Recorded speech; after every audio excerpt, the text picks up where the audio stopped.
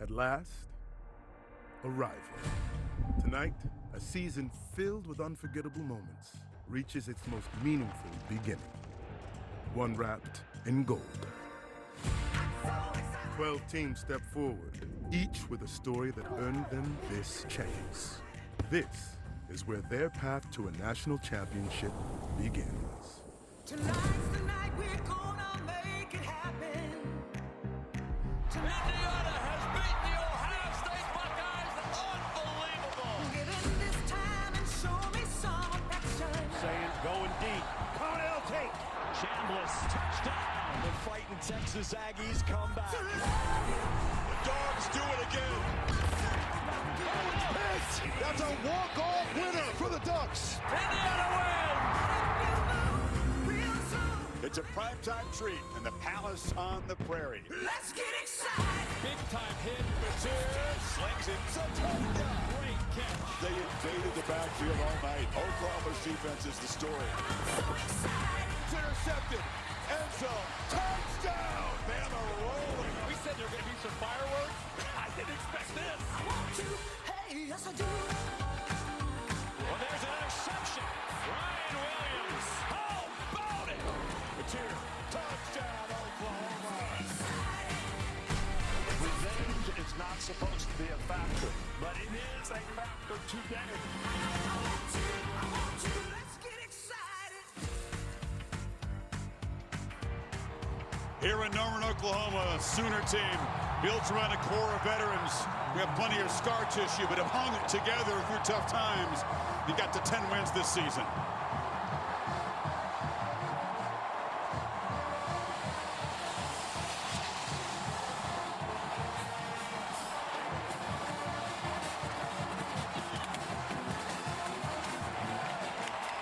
It's the latest home game in OU history. They lost just once here this year. That was to Ole Miss. 5 weeks ago, they went to Tuscaloosa and took care of the Crimson Tide. Kalen DeBoer's team, too mistake-prone. Here's a pick six that set the tone early by Eli Bowen. Mateer spinning and twisting. Oklahoma's offense had a short field 4 times. Alabama still hung in there, took the lead. But this strip sack, Taylor Line knocking the ball out of Simpson's hand, set up a Sandell chip shot, and Oklahoma won it by 2. And then there was some disrespect. That's nice. On the logo there, Alabama said that will be dealt with tonight on the field. Great to have Holly Rowe and Laura Rutledge on the sidelines tonight. Laura's got Venables. All right, thank you, Chris. Coach, it was 5 weeks ago that you beat Alabama in Tuscaloosa. What needs to happen tonight to do it again? Yeah, take care of the football and be the most physical team. And when it comes to your quarterback, John Mateer, how do you want to see him approach this game? Yeah, just let the game come to you. And your plays will come. You know, you got to cut it loose, though. You know, just don't worry about the mistakes. We've proven all year we can overcome, plenty of mistakes. All right, thank you, Coach. Yeah, appreciate it. And let's tell you a little bit more about John Mateer tonight. Of course, he suffered that injury, the broken thumb against Auburn in September. And then they put the screws in with a surgical procedure. After that, when he came back to play, he would tape his hand with the black tape that you're seeing here. But he's removing that tape tonight. You see the scar there on his thumb. He said he's ready to play without the tape and can feel a little bit better when he's throwing the ball this way. Let's go to Holly Rowe with Kalen DeBoer. Well, Coach DeBoer, you showed your team some of the positive things they did the last time these two teams met, over 400 yards total offense. What can you gain from that you can put into play tonight? Well, I mean, it's confidence that you can do it. You got to stack more plays to get the win. We've got to limit the mistakes and play smart, disciplined football.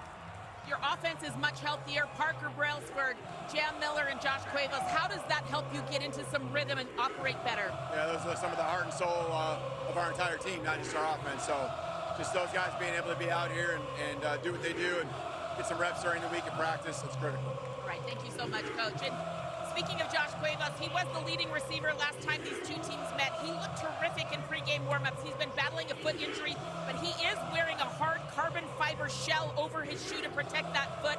Guys, his return is crucial. His pass protection is the best on the team, and it's a big deal because they've got a freshman, Michael Carroll, at tackle. So our Mason Thomas back, he's going to need some help on the edge protecting his quarterback. 2 important weapons and security blankets. OU's going to get football first. Simpson will have to wait. Alabama won and deferred. The 2025 college football playoff about to get started here in the Palace on the Prairie. Two of the great programs in the sport colliding. Only one gets through to the Rose Bowl.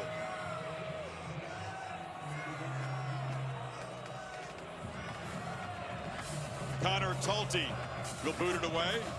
The very dangerous Isaiah Satania, who hurt Alabama with a punt return in that first meeting, standing near the goal line. It's windy. It breezes in the face of Talty as he boots it away here in the first quarter. And we're going to have a chance from the 2. That fair catch was called. So they'll start from the 25. John Mateer blessed with great field position in that win over Alabama. You can see the drop-off in stats. The level of competition also came up in those games on the right column after surgery. Yeah, no doubt about it. And a lot to do with it. They were able to win games despite him not being healthy and not having their full arsenal of how they can attack. These couple weeks had really helped him get healthy, as you just heard, Holly, most especially with John Mateer. But they're going to have to be able to show something in their run game tonight to take the pressure off Mateer in this offensive line. And Kirk, they'll rotate running backs. The true freshman from Texas, Torrey Blaylock, gets the start. Mateer goes straight back. Has great protection, now exits the pocket, and is going to be spun down right near the line of scrimmage by Xavier Brown off the corner. You can see Kane Womack, the defensive coordinator on the left, Ben Arbuckle, the youthful play caller for the Sooners. Been really impressed with both. You know, Kane Womack has done a great job. You imagine filling the shoes of Nick Saban and the defense that he put out there for years and years and years. He's played a lot more zone where they're trying to keep the ball in front of him, not giving up explosives and making offenses have to earn it. On 2nd and 10. Blaylock has a little crease, darts forward, and picks up about 5. Justin Jefferson, top tackler on the defense, got him down. 3rd down and 5. Yeah, just to put in perspective with this offensive line, they've had 8 different offensive line combinations. You know, and they want to run the ball more than anybody, but, you know, when you're trying to build continuity through some injuries, you have, at the end of the day, you have 2 true freshmen and a 1 redshirt freshman, so 3 freshmen on this offensive line up against this Alabama defensive front. Bebechi Weewu gets the start at center for the 2nd consecutive game. 3rd down, a serious problem for the Sooners in their win in Tuscaloosa. Mateer drops back, slings it, caught on the sidelines, a sidearm pitch, and Deion Brooks comes up with it for a 1st down. Ben Arbuckle using some motion there to try to create some confusion, and does. How about this effort? Gets the hand down, the hip down. Clean catch, able to finish the process of the catch there. What a good throw, and they pick up their first down of the game, and a heck of an effort by Deion Burks. Just 5'9", says he will always play with a chip on his shoulder. He's a tough guy, knack for getting open, former Purdue Boilermaker. Really known for a lot of yards after the catch. What a job there. Blaylock trying the right side, cuts inside, and barrels out near midfield before Jefferson got him down. It's about a 7-yard pickup. And really nice job by the right tackle, Derek Simmons there, kind of sealed that edge to be able to get Blaylock out and around the corner. And these receivers, willing blockers as well downfield. Tempo for the Sooners, 2-by-2 formation. Mateer will try to escape and dives forward before Deontay Lawson knocks him down, picked up a couple. Yeah, I don't know. Alabama act like that ball came out. It looked like his knee was down. After, you know, once the knee touched, the ball started to kind of move around, but watch him dive here. See Lawson, oh, maybe not. Maybe that ball was punched out by Lawson. Yeah, Lawson got his fist on it. Now was there immediate recovery?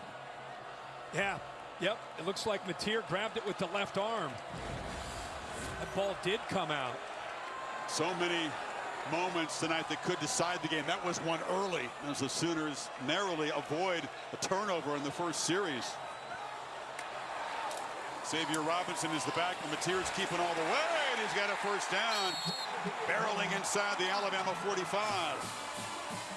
You know it's always going to be a +1, but +1 meaning the quarterback run game is going to be a factor. We talked to Kane Womack this week. He even brought up perimeter pass game where they throw the ball quickly out to the edge. Got to be able to run up and be able to tackle in space, and we got to be able to get the safeties and linebackers downhill against the quarterback run game. They're on 3rd down. Sooners able to execute and get that 1st down. Give him a lot of different looks here in this opening drive. It's here on the move, hit as he throws, and it's a contested battle on the near sideline. Xavier Brown broke it up in front of Burks. The ball is coming out very differently than the latter part of the season in a good way. You can see it jumping off his hand, kind of the John Mateer that we saw the first 3 or 4 weeks of the season prior to that injury. Only made a couple throws so far, but you can just see how confident he is throwing the football right now. Obviously feeling a lot better with that thumb. Taking the tape off again tonight. Not pain-free, but you're right, it does look different. It's a 2nd and 10 run, and this time the middle is clogged up. Lelock goes nowhere as London Simmons, the freshman backup D lineman, made the play. It's a heck of a job there. Straight up nose guard. Good job of using his hands. He's really grown. 6'3", 303-pounder. Really grown to give him some more depth in that interior. Now they got Mateer right where they want him at 3rd and 10. See if Womack dials up pressure or sits back here. They used some false tempo, didn't substitute, so Bama could not get a 3rd down package on here. Mateer, and it's incomplete. The pocket was collapsing around him as Keon Keeley, one of the new young guys in this pass rush, made an impact there. Yeah, they did a nice job here of just kind of walking around. He ends up bringing the pressure from right here. He's got good size. Look at that initial burst right into the big right tackle, Derek Simmons. And they ended up using simulated pressure. Only brought 4, but it was enough to be able to get John Mateer to feel hurried and rushed to have to get that ball out of his hands. Yeah, such a difference on 3rd and long, isn't it? Yep. Had a couple of 1st downs, but now Grayson Miller will try to pin the Tide back. Cole Adams comes up and waves for a fair catch. Again, in this swirling wind tonight, the returners have got to be really careful. Ty Simpson and the Crimson Tide opening possession in this hostile house when you come back.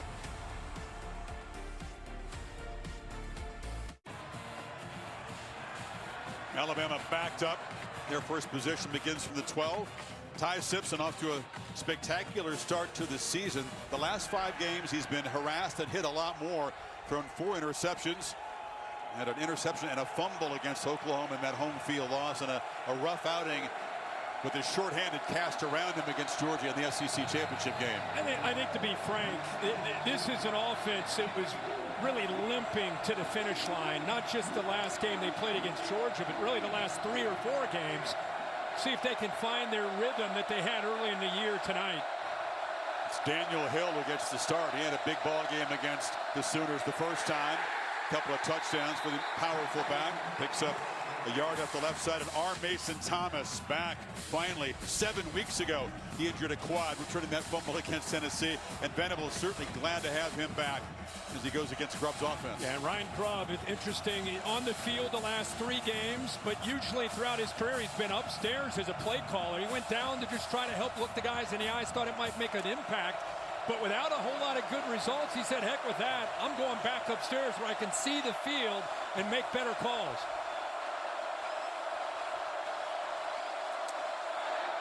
Second and 9. Simpson didn't look ready for the snap. Gets the ball out quickly to Isaiah Horton. He was hit by Kendall Daniels. It'll be 3rd down. You're right, Chris. Brailsford snapped that ball, but Simpson looking out to his left. Very fortunate to be able to bring that down. Not only get it down, but just to get it out. And here's 3rd down. This is where Brent Venables likes to get creative. And R. Mason Thomas back is big right there. Lined up on Simpson's blind side if he's going to throw. Drops back, gets it out quickly, and it's incomplete. Tried to get it to Horton. It was a low throw, and Alabama goes 3 and out. They twist up front. affect that offensive line. And I think you could tell Simpson he knew he had to get that ball out, got enough of the ball out to Horton on his outside shoulder, low and away, right where you want that ball to be. Horton was beyond the first down marker, just not able to hold on to that football for a first down. So Burks made a tough catch on third down to get Oklahoma's drive going. Horton couldn't come up with it. And Blake Dowd is on to punt. Special teams, a problem in that SEC championship game. Lost to Georgia. They had a punt block early that set the tone. That's kind of a low kick. Travels 42 yards. And Oklahoma will take over at the 41 for their second possession tonight.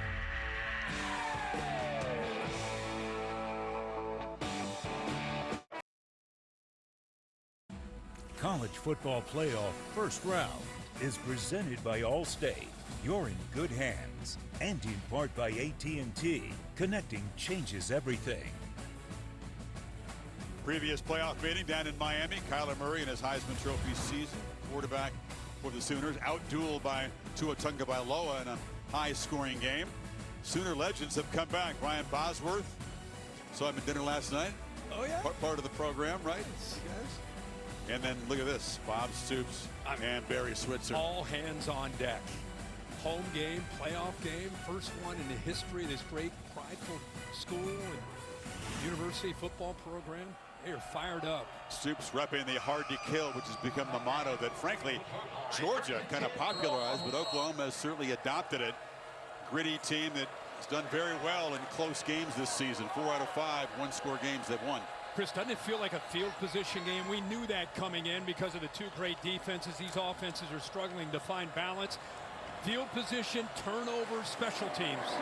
Blaylock trying to get the edge, and he's going to be knocked down after a 2-yard gain. Yeah, you're right. Field position, punting comes into play. Yeah, of the tackle. Right now, here early, it's favoring OU. And they have a great punter, one of the best in the country. Their special teams are solid all around. Certainly got the best kicker in the country if it comes down to field goal kicking. Tate Sandell, the Groza Award winner.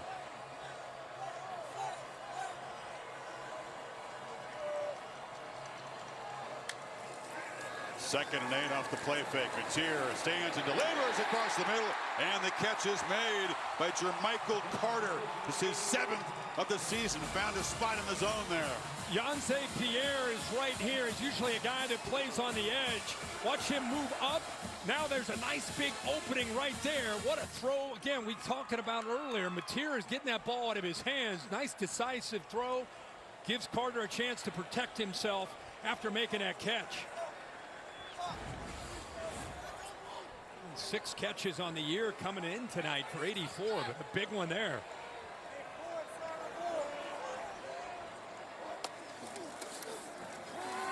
Off the play fake, Mateer has plenty of time, zips it downfield and just missed. Giovanni Gibson missed him by a lot. He was wide open. Yeah, that ball sailed. It's opened up. You'll see on the left side, secondary, 2 guys are taking that middle route, that big crossover, and Gibson's a big target. I mean, he's 6'2", and as good as he's been looking throwing the ball, you could see as soon as it left his hand, that ball was going to sail well over his head. Nobody around him. That's a miss there for the Sooners. Hayden Helms, he tied into the backfield. Now they motion him out.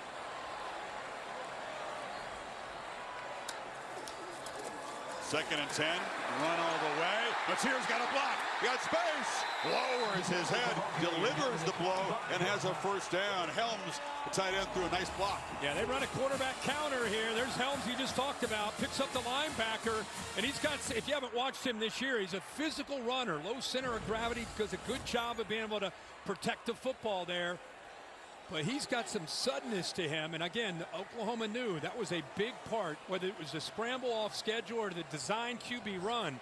They've got to have answers to take number 10's ability to win this game with his legs away.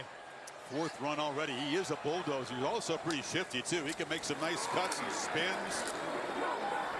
Surprisingly agile for a dude who's got a very thick lower body.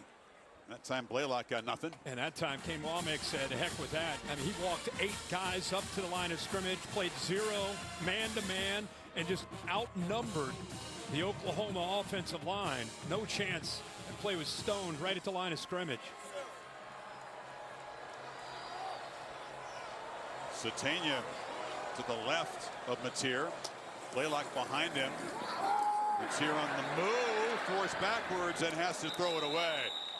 Heavy pressure that time from Red Morgan, who played really well in the first matchup between these teams. Yeah, Red Morgan is a guy, kind of that next guy in the Alabama history of having great guys that play at that star position. Bryant Branch, most notably, Malachi Moore. They've had some great ones over the last few years. He just feels like 16 is the guy that's really coming on at that second level of this defense. Kind of that tweener, can play physical, almost like a linebacker, but athletic enough to cover, and a great blitzer. So 3rd and 10, easily within field goal range for Sandell. They go across the middle, and once again it's Xavier Robinson working free. Robinson turns the corner and is forced out inside the 10. 17 yards. But Damani Jackson, who's in for Dejon Lee, misses a tackle that would have kept him short of the first down. Little angle route right there. I think he was just expecting him to go north and south. And even though he's 240 pounds, Robinson shows it. He's pretty nifty with his feet. Able to pick up some valuable yardage there after that cut to get around Damani Jackson. Robinson still in the game. John Lee back at corner for Alabama. That's a first down run for Mateer. Picks his way. Mateer, shifty, touchdown OU.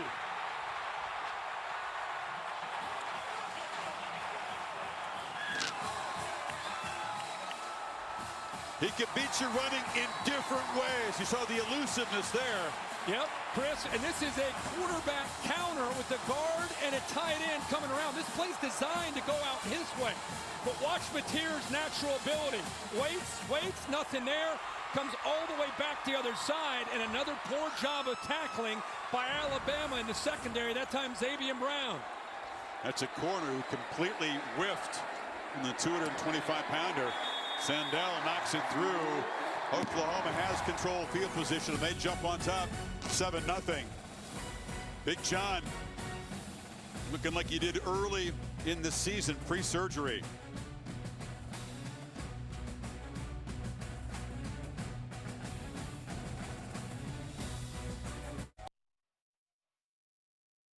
Again, I want to focus on physicality. I want us to focus on working together, okay, and then the execution piece of it.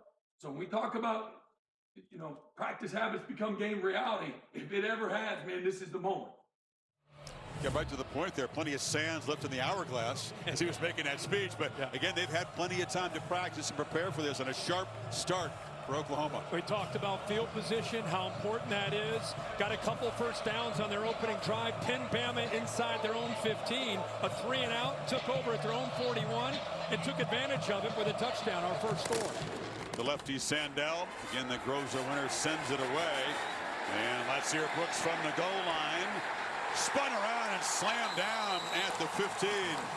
High kickoff, and the Sooners flew down there. Laura, what do you have? Well, Chris, we're seeing the impact of R. Mason Thomas already in this game, and even on the sideline, talking to his fellow defenders, saying we're going to eat in this game. You can see how electric his leadership is, and one of the things that Brent Venables said this week is in his return from rehab, from coming back from this quad injury that he had November 1st, he never missed a meeting. His commitment to Oklahoma has been so apparent. He loves being back out here with his guys. Perhaps a pitch count tonight because Venables acknowledges he could be rusty. First action in 7 weeks. Alabama 3-and-out the first time. Simpson harassed and sacked off the edge. Kip Lewis is a bad man. Pre-game, Kirk. You can't be more intense than he was down there. No doubt about it. He was locked in, looking down at the other end of the sideline. Good job of disguising it. Completely fooled Ty Simpson. Never saw it, never felt it at all. They were trying to set up a screen, and he just could not get the ball out because it was taken away. Oklahoma did a good job with coverage. Lewis was a serious problem for the Tide. 2 sacks earlier this year in Tuscaloosa, along with 7 tackles. 2nd and 18 from the end zone. He delivers Cuevas across the middle. who's hit very quickly and dropped by Robert Spears-Jennings. Picked up 8. It's going to be 3rd and 10. Just to touch on what Laura talked about with Brent Venables, every time we've had him, he almost gets tears in his eyes talking about the guys that were his first recruiting class. Robert Spears-Jennings, R. Mason Thomas on this defense, Kobe McKenzie, Kip Lewis, Owen Haneke, just the veterans on this team, the glue. And when they've had good times and bad times, now they're seasoned veterans that lead this defense. Such an important component for teams that try to make these championship chases. Sooners crowding the line, play clock running down. Simpson's going to have to spend a timeout here. I don't know if we saw a flag. Are they going to give him the timeout? Let's see if they do. It's a Big Ten crew. Cole Kneppel is the referee. And the timeout was taken just in the nick of time. So 3rd and 10 for the Tide when you come back.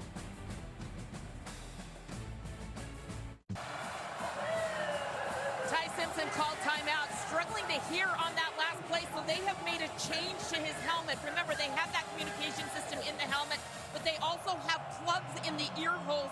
It's like one of those might have been dislodged, making it hard for him to hear and communicate. That's the reason for the timeout. He has a new helmet on now, guys. He expected a tough environment, but he also believes his Alabama team is battle-tested. Again, the win at Georgia this season, the tough Iron Bowl on the road. This is the beauty of these home field first-round college football playoff games.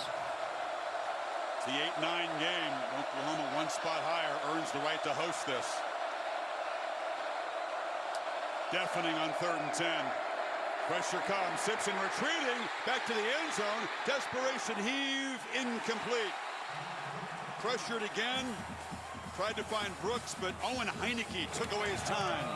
Yep, Owen Haneke, really good job. And again, look all the different looks that they have. He's just kind of spying, and then he sees an area to be able to get free. So again, once again, the question coming into this game wasn't just about Ty Simpson. It was, is Ty Simpson going to be able to throw on favorable downs and distances? First 2 series, they've been deep in their own territory, behind the sticks, putting it all on that offensive line. In this environment, it's not a recipe that's going to help them win tonight. Dowd, very short punt, and it's going to be fair caught in Alabama territory by Cedena. So back-to-back 3-and-outs. And Oklahoma continues to dominate field position. Yeah, they are just disguising whether it's pressure on the offensive line. Oh boy, how did he miss that one? Haneke just had a big play rushing the quarterback. He turned his head. I think he thought he was going to get that one. Look how frustrated he is. But it helped because, look, last drive they started at their own 41. We're talking about this being a field position game. Turned it into a touchdown. Now plus territory at the plus 46. What can they do with this very favorable opportunity? This is eerily similar to the first meeting. Bama had back-to-back 3-and-outs. Oklahoma eventually had a pick 6 on Bama's 3rd possession to build a lead. Mateer trying to stretch a 7-0 lead with a first down throw. It's Jaron Kanak, the tight end, one of his best buddies and favorite targets. He pick up 8. So when Simpson drops back, there's just his head's looking around everywhere because he's under such duress. So far, when we're watching John Mateer drop back to throw, you don't see any pressure. Unless they're bringing blitzes, he's back there all day. Now, this is an offense that has not been able to run the football that well late in the year, and especially after the injury to Mateer. But tonight, very balanced so far. Laylock lowers his head. Jefferson knocked him back, but it's a first down at the 35. Showed you that clip of Brent Venables kind of challenging his team and their manhood. They know they're playing Alabama. They know they've already seen them. But he talked about being the tougher team, the more physical team. Message sent, delivered, and accepted by this Oklahoma team so far in this first quarter.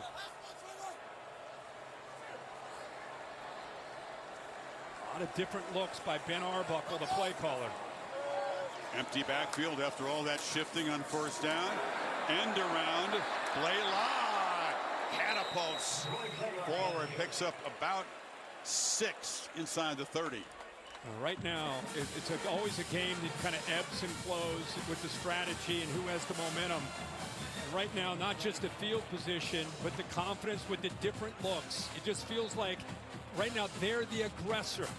Ben Arbuckle on this offense with all the different looks, the threat of the quarterback runs, getting the eyes of the defense, and it's opening up other opportunities, whether it's jet sweep, there was a power read, or also in just a routine run play. Quick sugar huddle as the Sooners come up and trying to get to the edge. Play like it's strung out and fights forward. Venables gave Arbuckle, the flag is down here, the green light. He felt maybe they were a little too mistake averse, Kirk. He wants a more aggressive approach than he's getting it. Yeah, so we got a penalty, I think, on Oklahoma, late hit by Eddie Pierre-Louis. Louis. I think he just, after the whistle, he ended up hitting Red Morgan, 16.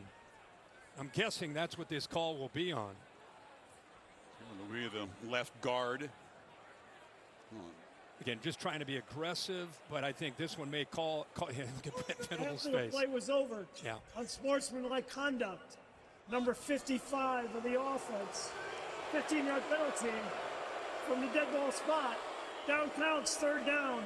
That's number 55's first. That's not what he meant by physicality and aggression. No, but that is massive. You're already in field goal range. It's going to be third and short, and now with a 15, there's the penalty right there, right in front of the official, an easy call, dead ball foul.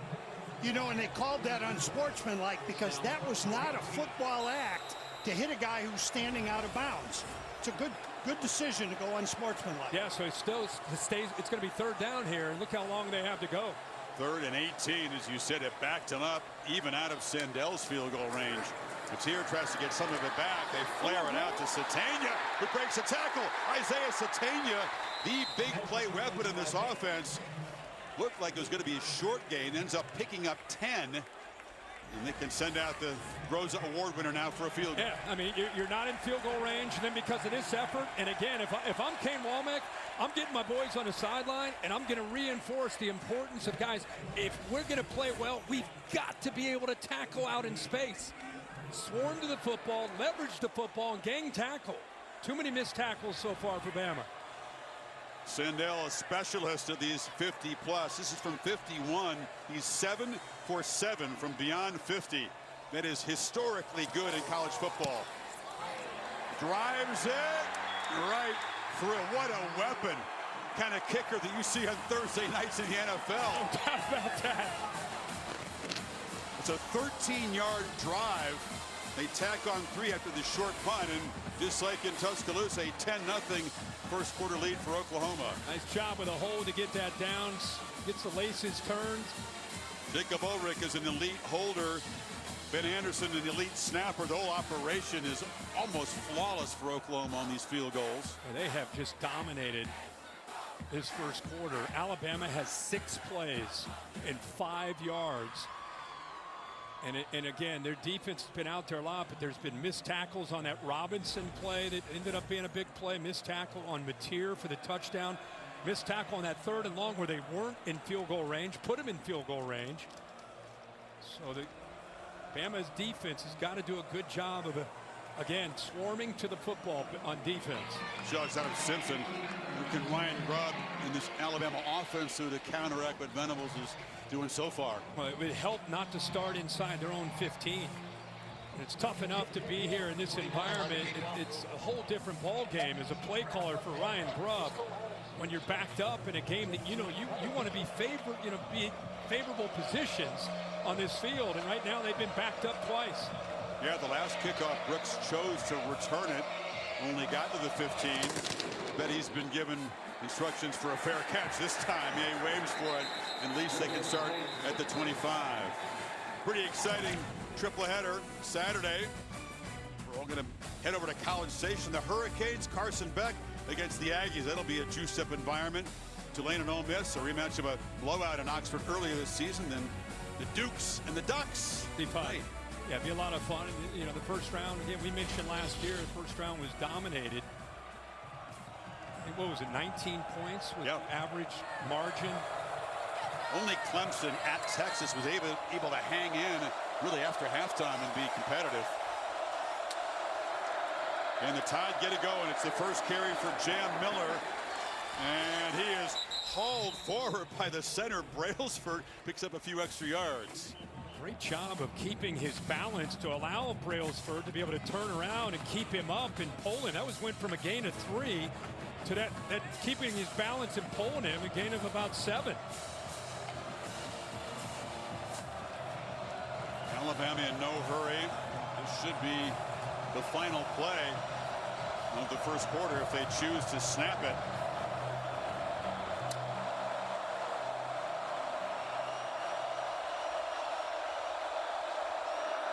Miller again off the left side, knocked down short of the marker by Cortland Guillory off the corner. All OU dominate field position, swarming defense, pressuring Simpson. They lead 10-0 after 15 minutes in Norman. Back after this message and a word from your local ABC station. Watching the college football playoff first round presented by Allstate.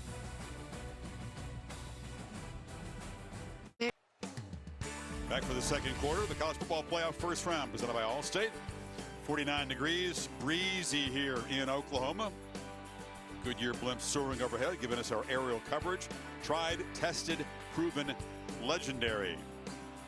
We're down 10. Yet to get a first down, Alabama needs 3, Kirk, just to try to get this drive up and going. Yeah, 8 plays in that first quarter, 12 yards. No rushing yards, no first downs, 2 3 and outs. Can they get a first down here? Daniel Hill is the back. Simpson looking to throw for it. Zips it incomplete.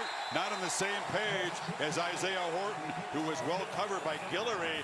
Horton's a reliable receiver, had to drop in the first possession and wasn't where Simpson expected him that time. No, there's pressure again up front. This offensive line is just getting outclassed and beaten up, not only on the early downs, but obviously with Brent Venables especially on third down. That time moving R. Mason Thomas on a twist.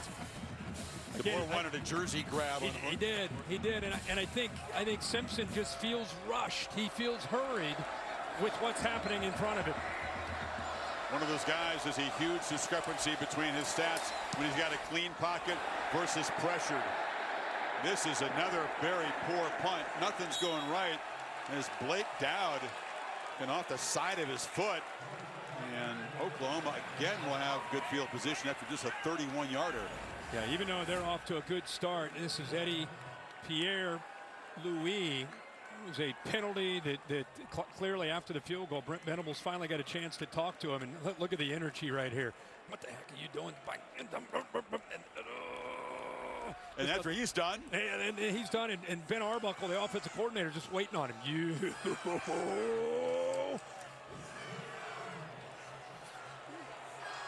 We want you to be physical. Let's be smart. From the 37. Matier and Sooners back to work. Momentum squarely on their side. There's a pass across the middle. Now it's Oklahoma fans who want a flag on Deshaun Jones. There isn't one. That was actually, in my opinion, that was a great play by Jones. I thought he got around the body. I mean, if you go frame by frame, I think that's clean. Got around the body, used the right hand. Bill, what do you think of that one? That got it clean, too. He didn't make that contact till after the ball was there.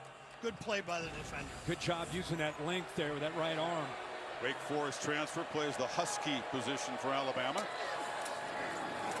Robinson in 2nd and 10. Logged up on that right side, picked up about 1.5 yards. Justin Hill made the play, 3rd and long. If OU starts running the football, the challenge that Bama's going to have is they want to keep their safeties back, not to give up big plays, but they also need their safeties down to stop against Matier in the run game. Show some false tempo, hurry up on this 3rd down and 8, but then take their time. Alabama moving all over the place with their defensive alignment, really crowding the line. Showing heavy pressure. Yeah, they got 8 guys up there.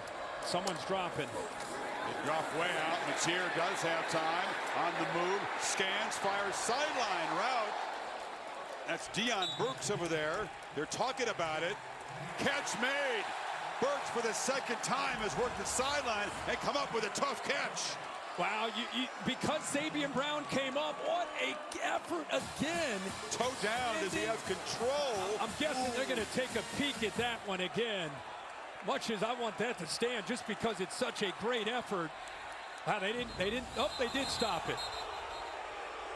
Tom Kissinger, this Big Ten crew, is the replay official. Oklahoma tried to run quickly there. That play is under further review. He moves the ball into his right arm as he hits the ground. Is Chris, that control? That's what I was wondering, Bill. I'd love to get your thought. What a throw on the run. Another third down throw like this. The right toe looks like it.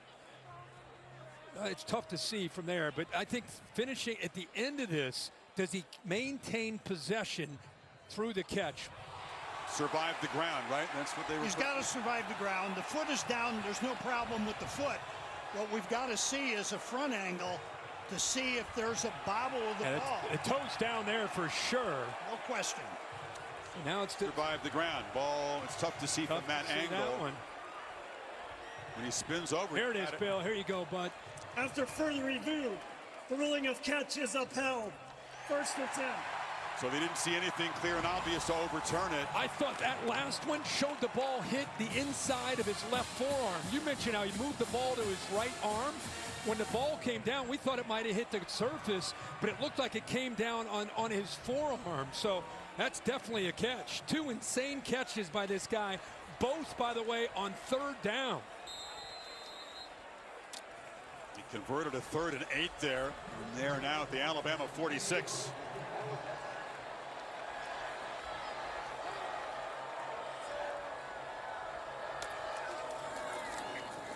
It's here all day, right down the middle. And it's Burks again in the seam as he goes low in front of Jefferson. Picked up 19 more. Ben Arbuckle right now is calling a heck of a game. It makes it easier when you have time to throw, but it's such good spatial awareness by these receivers. Mateer, 5 receivers out with that time to throw, putting a lot of pressure on that back end of the Alabama defense. They're covering a lot of space with the way he's designing these plays.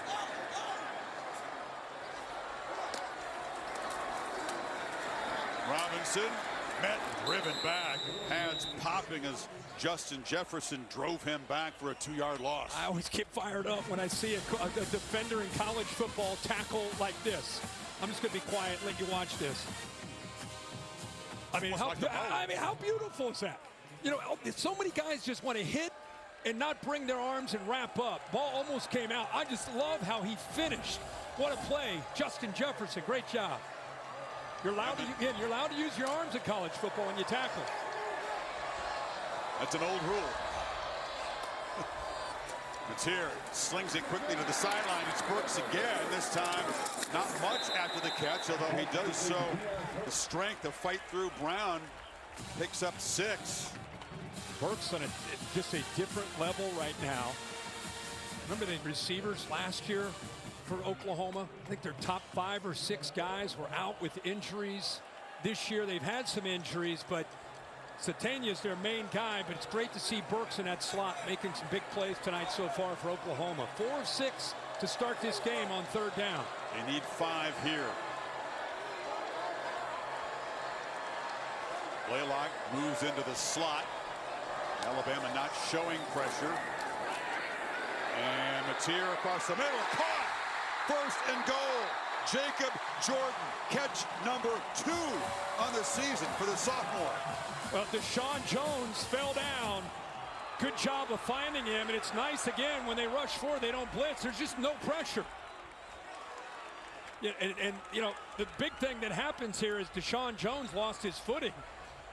And Mateer eventually found him to make the throw for the first down. He's right here over the slot. Satania and Burks not on the field on the third down. No problem. Go to Jordan for his 2nd catch of the year. First and goal.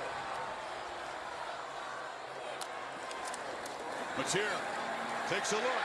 Touchdown! Isaiah Satania!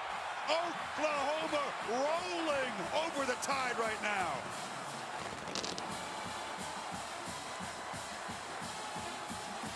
Well, such a nice job here. Again, Ben Arbuckle deserves credit, but John Mateer, a healthy John Mateer is a different deal. He shows threat of a run, and when he shows the threat of the run, watch the defender get his eyes on Mateer. Loses the receiver, easy to sneak behind him, and that's what the threat of Mateer's legs can do for this offense. This is not how Oklahoma has looked most of the season, I promise you. Hard-fought, gritty wins. This offense booed by their own fans the last 2 home games here, on fire against Alabama. 17-0.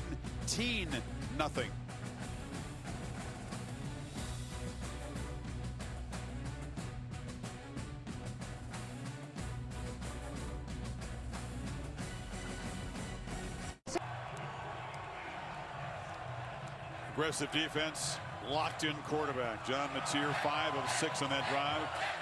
62 yards and the touchdown to Satania. Clutch on 3rd down completions. The joint is literally jumping.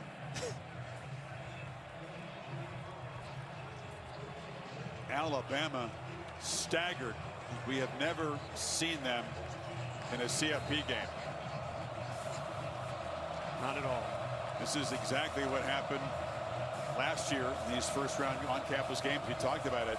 The energy built upon, matched by the home teams. Visitors in deep trouble early. Brooks with another fair catch. And Bama will start from the 25 again. Well, we talked about what Ben Arbuckle is doing. This is the first touchdown. Similar formation, run the football. Defense is really keyed in on that +1. And Mateer, what great instincts. Well, now you get to the next touchdown.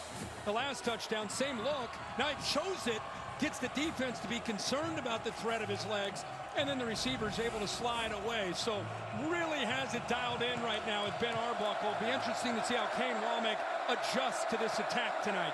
Arbuckle's called 30 plays for the OU offense. This is Alabama's 10th play. Simpson harassed on a 1st down throw. Didn't even blitz. Immediately off the spot and misfires, trying to find Williams. How much fun is it to watch R. Mason Thomas back? Boy, have they missed him since Knoxville. We had that big play that turned that game around. He right there, he's going up against Michael Carroll, who's going to be a great player, but he's a true freshman going up against a man in R. Mason Thomas. And he's already making his presence be felt on these first 4 series for Alabama. When you're beating him 4 rushers against 5 linemen, quarterback has no time. It's no wonder Bama can't get anything going. Brooks makes the catch. Spun down after a 5-yard gain. Another 3rd down coming up. Now, we knew that this would be a big battle at the line of scrimmage. Sometimes we get caught up in the physicality, like who's going to pound the ball, who's going to run the football. Tonight we're being reminded of the importance of the pass protection. It's not just about being big and strong. It's about being smart, being able to pick up a lot of movement. Pre-snap getting one look, post-snap another. See how they handle it. Once again, Brent Venables has him where he wants him on 3rd down. Jeremy Bernard, the versatile weapon, is to Simpson's left on this play. Motion's out now. Play clock at 4.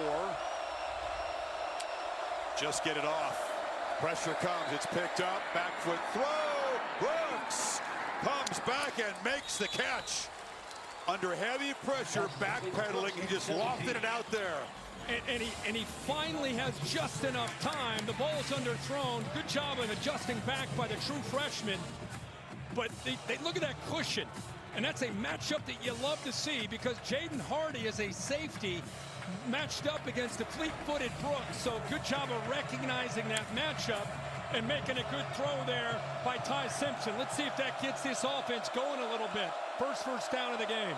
Not an easy catch for young man from New Jersey. Reached down on his hip, comes up with it. Alabama finally has something going at the Oklahoma 41. Simpson pressured again and just got out of the pocket, flipped it into the turf. Did not get the ball back to the line of scrimmage. Mason Thomas all over him again. Yeah, you also see Grace Halton doing a good job in the interior. Look at that battle. You got 2 guys. You're able to fight through that. What an incredibly talented defensive line. Taylor Wine really picked up his game after R. Mason Thomas. A little trash talk there. It's going to be happening all night is what Halton's letting him know. But you go across the board, 44, 56, 52, 32, obviously 0.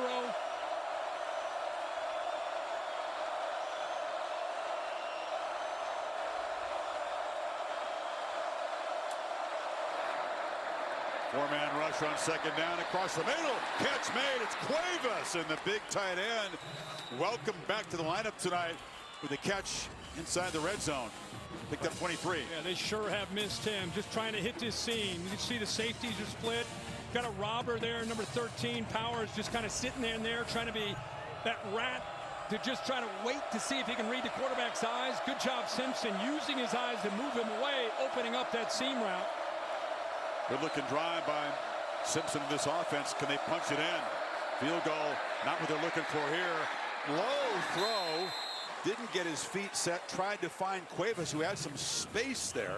Again, it's so much easier to sit up here and say this. Again, see the way his offensive line and his pass pros happened, but he's got time here.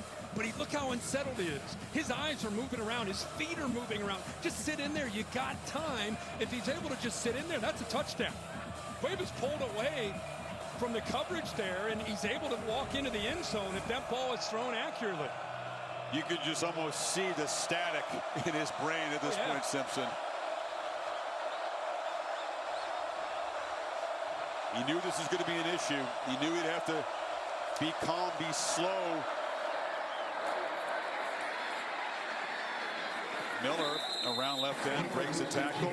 Gets down inside the 15.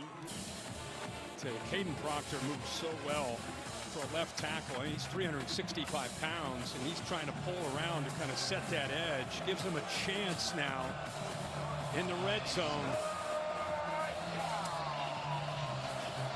Fourth best in the SEC. You wonder if they're thinking about 4-down territory here. Bernard to the left of Simpson. And motions to the right side. Only a time on the play clock. Watch out for this guy.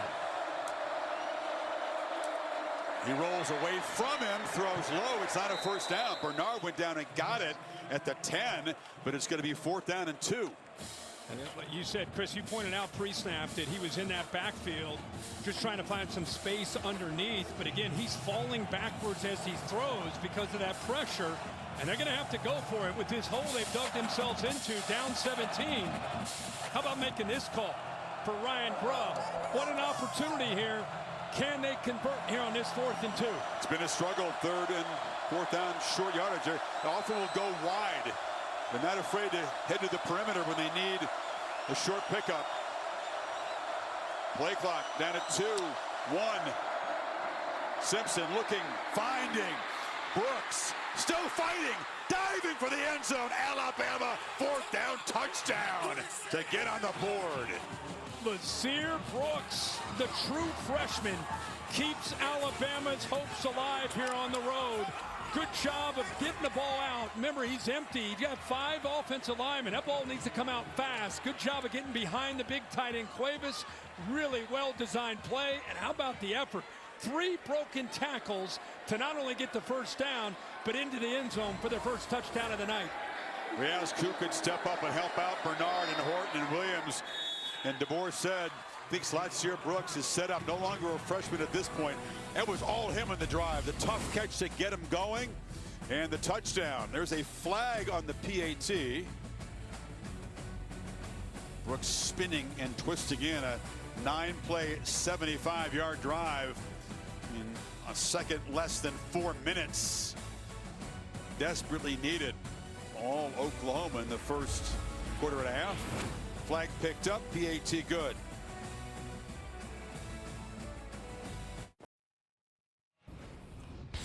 Fourth down touchdowns, the pattern here in the Iron Bowl. This was a tie game. And DeBoer says, forget the chip shot. We're going to throw for it. Isaiah Horton's 3rd touchdown of the game, winning points. Yeah, and when he talked about it, to him, it was a no-brainer. Simpson, they trust him. And then tonight, this game's getting sideways in a hurry. Knew they had to take advantage of this field position. It's been against him all night. Makes a quick throw, and then this is just an incredible effort. If Bama ends up coming back to get competitive in this game, this will be the play that we're going to be talking about if we're in that 3rd or 4th quarter. The effort here by Brooks to get this Alabama team, maybe that lights the fuse to get them going. Look at Grubb there in the specs. Love to see that. Peyton Bowen doesn't miss many tackles, and Brooks just kind of spun right out of his grasp. He told us on our call this week that he really liked Brooks the way he's been really throwing as a true freshman. Thought he may have a chance to make some plays tonight. Got 4 pretty good receiver weapons, and Cuevas back at tight end, but it's been Brooks so far. Laura, Mateer heads back out there, up 10 now. We've seen him look a lot healthier in this game, as you guys have commented on. And Chris, he told us he watched the Heisman Trophy ceremony, gave a lot of credit to the winner, Fernando Mendoza, but he said there was a little whisper in my head watching. In another life, I wondered if that would be me up there. He said a year ago he watched, and he thought it would be him. It was heartbreaking. He said it sucked, but I'm over it. And Chris, he turned his sights, telling us he could just go win a national championship, and that'd be a lot better. You could just match up against Mendoza in the Rose Bowl if they come out of here with a win. Burks again. Burks has blockers and splits defenders, picks up a quick 15. That's a designed screen to get the ball out to Burks in space. Oklahoma showed pressure, fell out of it, but they're out of position because of that. Good blocks downfield. 11. Gibson does his job.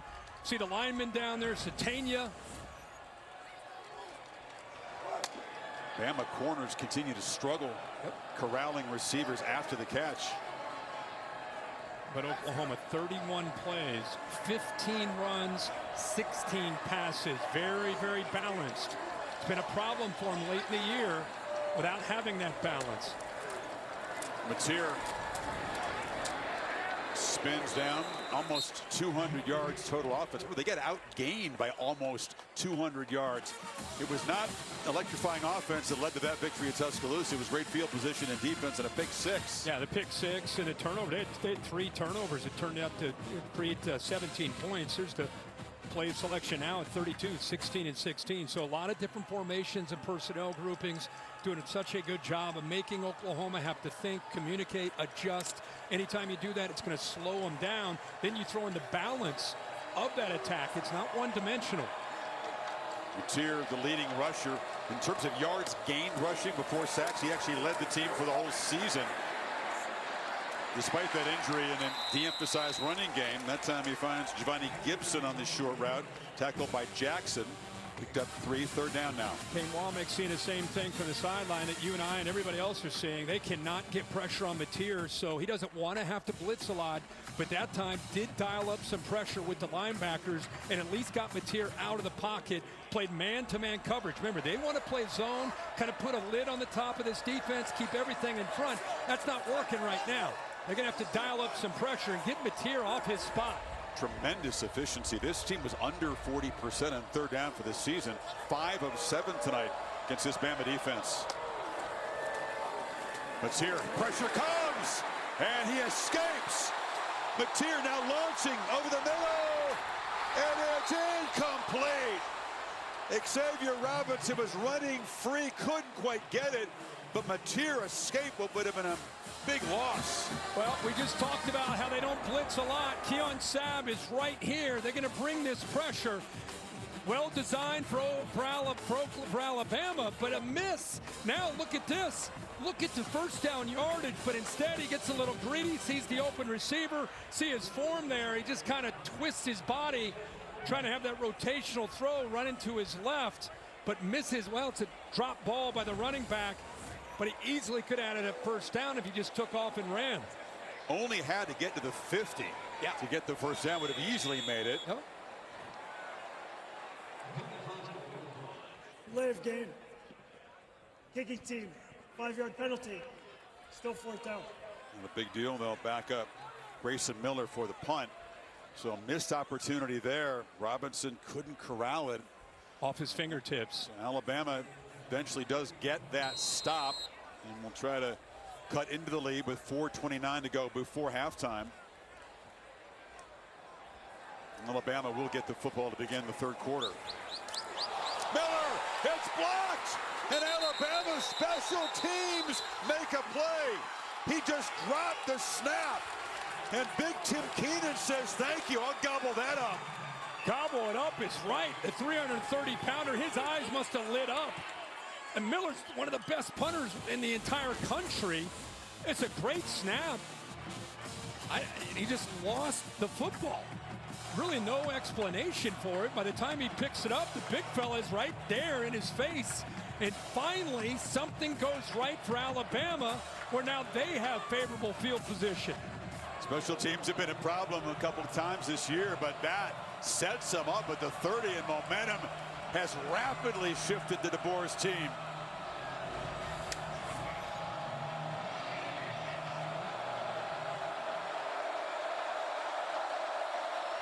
I formation, they fake it to Miller. Simpson zips it across the middle, and it's the first catch of the night for Isaiah Horton. Reliable veteran, picked up 14. What a job here by Simpson. Watch his eyes, works to the left, comes back through his progressions, comes all the way back to his fourth option to hit Horton for that first down, and a good job up front of giving him time to throw. Alabama got to the line quickly and shifted out, 2-by-2 look, empty backfield. A lot of time to survey. Sooners bring pressure. Bam! Down he goes as Marvin Jones Jr. hit him right in the face. And Simpson never apparently saw him coming. Well, let me draw and show you this. I think the threat of this offensive line goes this way. Now you've got two guys to block for one offensive lineman. So you slide it to the left. Now you're one man short. A good job of disguising pressure to the left. Force the offensive line that way. Put the young true freshman Carroll in a 1-against-2 situation. So again, Venables disguising there, gets home. Former Seminole legacy player there. 7-yard loss. Simpson quickly out with it. Horton retreating after the catch. And he's going to be knocked down at the 18-yard line. Picked up 6. Well, this is big opportunity after that drop. Was the punter dropping the football, but because of that sack, now you're behind the sticks. So what Ryan Grubb does he keep a tight end to chip, maybe a back end? Because protection isn't about Simpson throwing it. It's about will he have time to make the throw. 2 sacks, but pressured frequently. It's Bernard in the backfield as a blocker. Now they bring in Dre Washington and motion Bernard out. Pressure again. Flipped incomplete over the middle. He tried to get back out of the backfield, but that time it was Grayson Halton from the middle, and here comes the field goal team. Well, they're trying to set up a screen with all that movement. Marvin Harrison working around. Here's the back they're trying to throw the football to, Washington, but watch, he gets inadvertently bang. He gets hit right there, so you can't throw the ball. They got linemen out in front. Timing of it's good, but the stunt around there by Marvin Jones ends up bumping into the receiver. Washington has seldom used back. And now Connor Talty trying to salvage 3 points for Alabama. Drives it right through. So not with the time we're looking for after that fumbled punt snap. But the lead is 7 with 2:08 to play before halftime. Back after these messages and a word from your local ABC station.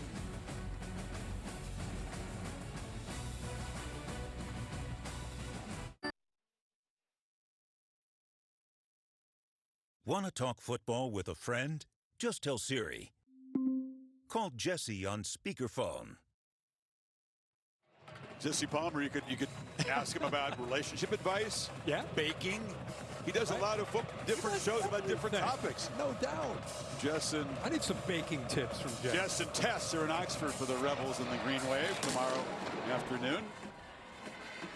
All right, so 17-10 all of a sudden. Again, Bama gets the ball to begin the second half. Mateer's got 2:08 to work with. And how aggressive will Ben Arbuckle be? I think he will be very aggressive. And 2:08 to go. Still has a 2-minute timeout. Still has 3 timeouts himself. And he's got the best kicker in the country. So at the very least, he's thinking of getting into field goal range, especially with Bama getting some momentum and getting the ball to start this second half. If I'm Bama, I got my eyes on 10 and his legs off schedule plays. Don't let him scramble on you. Got to get about 40 yards to get in for Sandell comfortable field goal range. Keeper. And the last play before the 2-minute timeout is about a 3-yard gain. Sooners with all 3 of their timeouts to work with in the final 2 minutes. Trying to extend what was a comfortable lead and suddenly isn't. 17-10.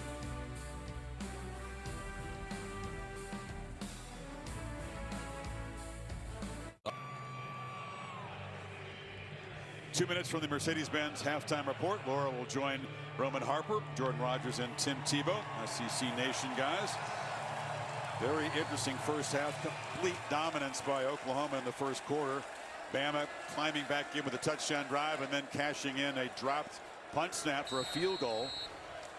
And Mateer trying to get something going here, trying to get in range for that guy. Tate Sandell, premier kicker in college football this season.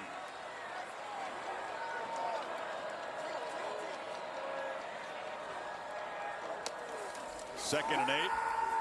Has time from the pocket, zips it across the middle. And climbing the ladder is Jermichael Carter. Some little used Sooner receivers are having big impacts tonight. Well, anytime you have split safeties, you want to attack the middle of the field. The linebackers did not get the right depth. Justin Jefferson had his head on his swivel, felt that crosser, but did not get enough depth. And Mateer once again had time to make that throw. And how about Carter getting more involved for this offense? Yeah, 2 chunk plays tonight after just 6 catches all season. Jacob Jordan and his second catch of the season earlier. Pressure, Mateer scrambling around, pinballing, and he'll be slammed down for a sack. The first of the night for Alabama. Yeah, they finally brought some pressure there. This is what I was talking about. You get safeties that do this. You got to be able to attack into the middle. Look at Jefferson, unable to really get to depth, and that's a tough ask. Look at all that space he's got to be able to try to cover. You see him looking around. He's looking at the sideline like, I need some help. That's just too much room. But Carter is, come on, Chris. He's 6'2", 200-pounder. And it's the sack. Remember, they've not gotten pressure unless they bring those linebackers or somebody from the secondary. See Jefferson that time 10 ended up coming after him. Jefferson's the guy that came from Pearl River Community College. He told us they had to bite, scratch, and claw. No NIL down there. They would have to kind of put together a change, go to the grocery store and cook on a hot plate in the dorm room. He says, I'm hungry, man. Where I've come from, to be in a game like this in Alabama. That's awesome. They're walking pressure up again. Remember, they can't get to him unless they bring people. Who they're going to bring, who they're going to drop. Only rush 3. Intercepted! They confused him! Xavier Brown headed the other way! Touchdown Tide! A pick 6! From the man who had one against Tennessee just before the half. Mateer's first huge mistake. They completely confused him where they walk. Like I said, you didn't know if they're going to bring a ball or they're going to drop. They end up dropping out of it, but they do such a good job talking about different coordinators coming up with the right play call. Give Kane Womack a lot of credit for how he uses Xavier Brown there. And Brown did a good job of reading the eyes of Mateer, just kind of baited him into this throw. Don't throw against Brown late in the half, okay? The 99-yard pick 6 against the Vols. This was a 50-yard house call. And Chris, I don't know if Mateer's reading side adjust, but the receiver ends up running downfield. He's not even turning and expecting the ball. Brown is just reading Mateer's eyes, so they bait him, show some man coverage and pressure. And then Mateer has no chance of being able to catch up to Brown. Boy, as this game flipped around. I told you, if Bama comes back, we're going to point to that play by Brooks and the decision to go for it on 4th down. From that play on, this game is flipped. 17 straight unanswered. Mateer again, no chance in the open field against Xavier Brown. Yeah, he had to save a touchdown against LSU. He had to make 2 tackles in their last game here after throwing interceptions. Could not corral the speedy Brown. The Californian would love to play a home game in the Rose Bowl, and it's suddenly 17 apiece. And remember the first game? It was OU's pick 6. It was OU's special teams in the big plays. Tonight, flip the script. It's Bama with a pick 6 and Bama with the special teams. That's a great point. Pick 6s in each of the last 2 games by Oklahoma against Alabama. Had one here a year ago. This is that play. This completely turned things around. Kind of lofted out there. And this one, all about, as you said, the pre-snap confusion Alabama created. Yeah, and I tell you, I mean, Alabama, you're in a playoff game. You're down 17. You're on the road. You can almost hear the screams from here from Tuscaloosa in the state of Alabama. Get rid of DeBoer, what the heck? And now to be able to keep your composure and climb back into this game is incredible. Will Mateer keep his composure? Tried to throw a screen, and James Smith swatted it away. Yeah, they don't have LT Overton, so just setting up that screen, the reason that they were able to get pressure, I think this offensive line gets out a little bit early and affected the timing with Mateer. Should have maybe tried to get it up and over that pass rush. Smith 6'3" with those long arms. There is Overton, one of the key guys on this defense and on special teams, unable to play. Still all 3 timeouts, minute 14 remaining. Catch made. Keontez Lewis knocked down just short of the 30, picked up 5. It's going to be 3rd and about 5. It wasn't just a decision to go for it on 4th down that I keep going back to that play. It was the effort to break 3 tackles to get into the end zone. And it's incredible how that can spark in a sideline. In an environment where it's us against the world, that effort by Brooks, so he's a true freshman, breaking those tackles and getting it to 17-7, it's impacted not just, again, Ty Simpson, but this defense is playing with a different edge as well. And again, I go back to the catch that he made early in the drive, which wasn't that easy. Right. Simpson just heaved it out there, and he had to kind of spin and catch it off his thigh pad there. 3rd down play. Mateer trying to convert this 3rd down. Not going to get there. Justin Jefferson grabbed him, and now Bama's going to call a timeout. Yeah, I think that's why we get a whistle. They're going to use their last timeout. 22 seconds. Well, they've already seen one punt snap get fumbled. They're going to force Grayson Miller to try to get it away here. 5:43. All 17 Alabama points coming in that span. It is not easy to do in these playoff games. We've seen it in year 2 on the road to climb out of an early hole like that. Not sure what the delay is. During the play, sideline interference, Alabama. That's a 15-yard penalty from the dead ball spot. Automatic 1st down. Wow. DeBoer can't believe it. Lost his headset. Wow. They're off the field. They have all the momentum in the world. They get a stop. They use a timeout. They're going to get the ball back. And instead, Bill, did you see it? What happened here? Interference on the sideline. I didn't see the contact, but if there's contact and it's the official's area. Sometimes, Bill, you see a warning. This must have been serious contact, right? It had to be something solid. That would draw the flag for that. DeBoer, incredulous, now gives Oklahoma the ball at the 47. They don't have to go too far. They do have the 2 timeouts to get in range for Sandell. Still looking to see if he can figure out where someone on the sideline interfered with an official. Oh, yeah, Oh, it's way downfield. About at the 35-yard line on the other side, completely. It's someone who's really on the fringe area of the bench. Not a player. Or in any case. It's a huge play to keep this drive alive for Mateer to try to get him the field goal range. We'll show you here in a second what happened. Alabama's first penalty of the night.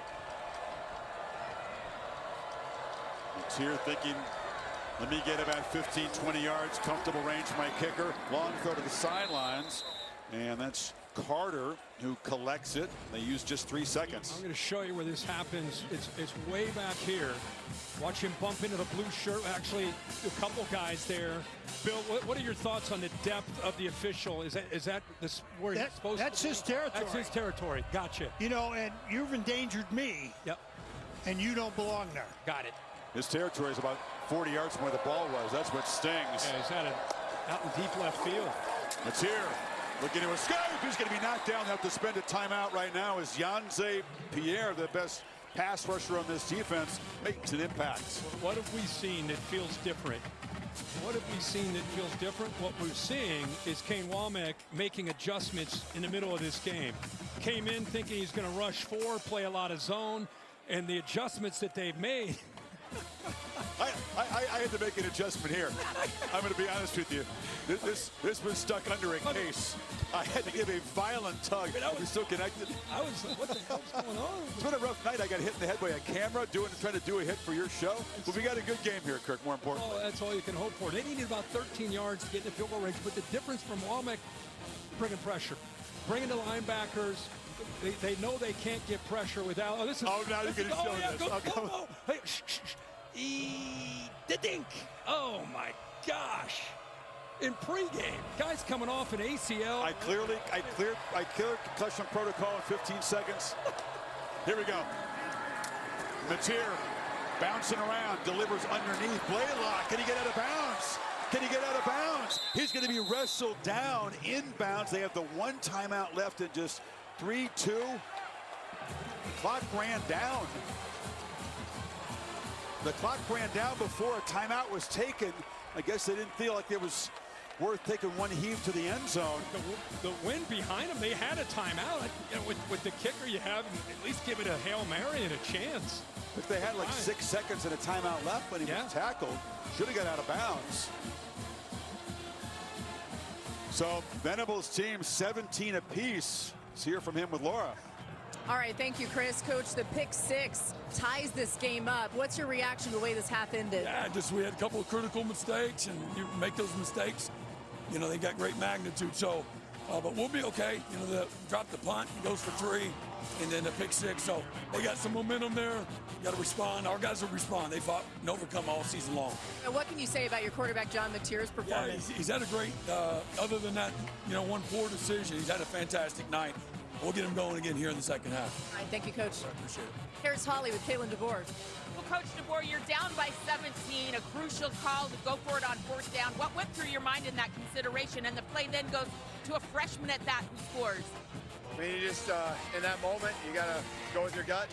And we've been aggressive all year in those moments, and your guys went and made a play. You got to trust them.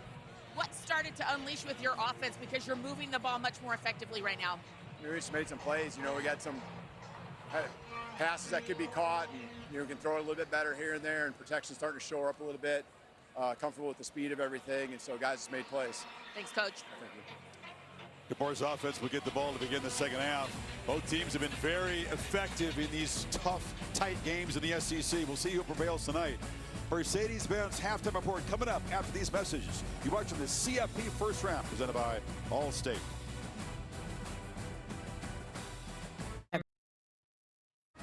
You're watching a special presentation of ESPN, home of the College Football Playoff National Championship game, presented by AT&T.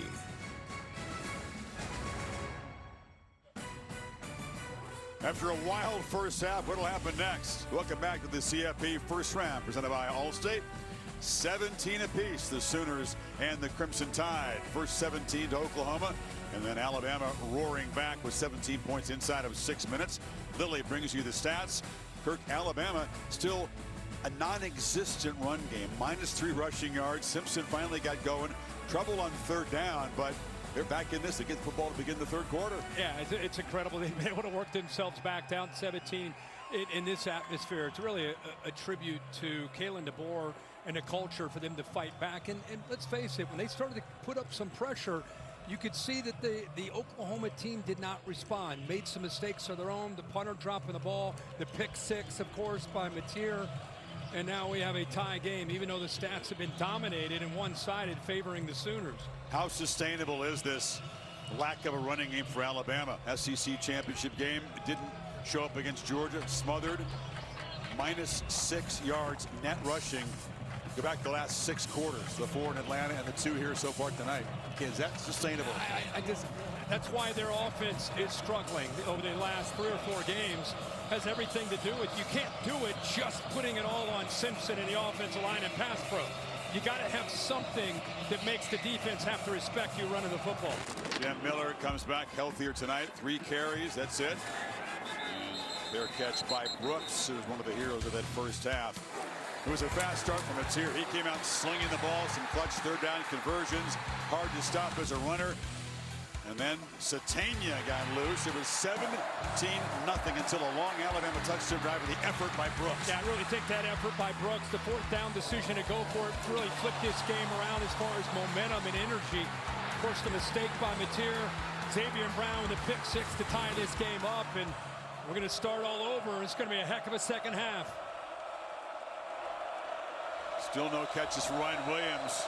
Jeremy Bernard, 1 catch for 4 yards. The two main weapons in this pass game under pressure again. There's Bernard on cue, makes a catch. Jeremy Bernard gets loose, and his ball came out at the end. No fumble. They rule him down. Taylor Wine tried to punch it out, but Bernard provides a spark and a 12-yard gain. Yeah, amazing job of just kind of putting him in the putting him in the backfield there, just lining him up in a slot. Nice job of finding some space, clearly down. Then the ball comes out, and he was under duress there.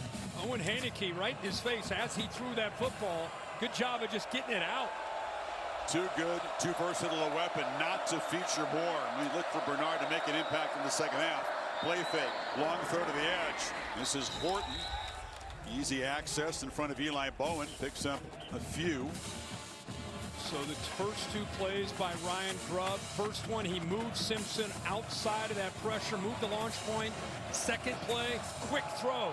Just trying to help him out any way that he can, get him into that zone that he's capable of getting into.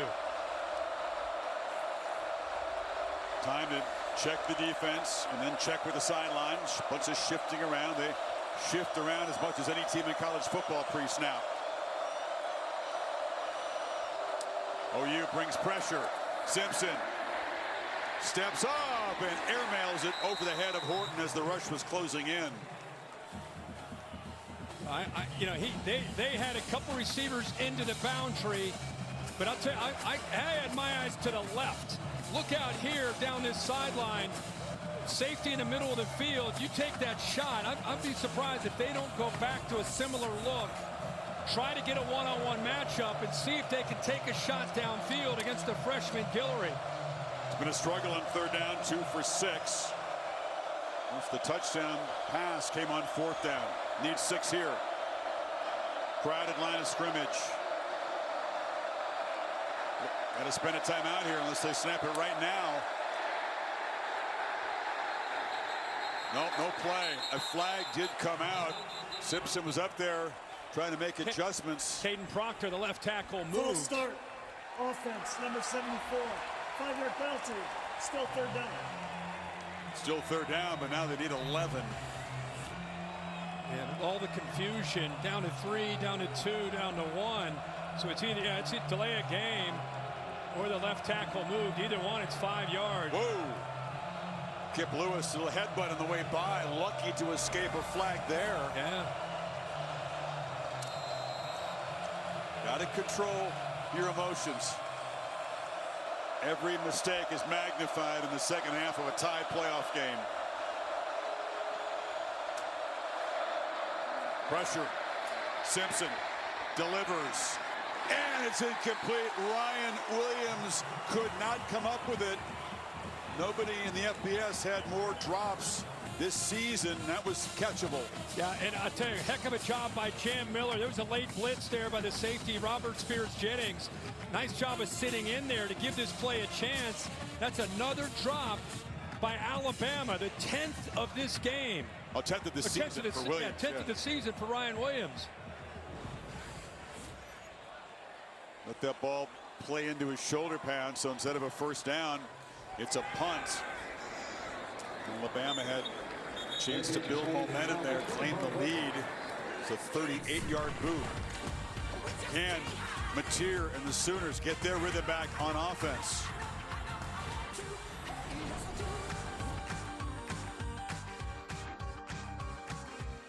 Oklahoma's first possession of the second half here.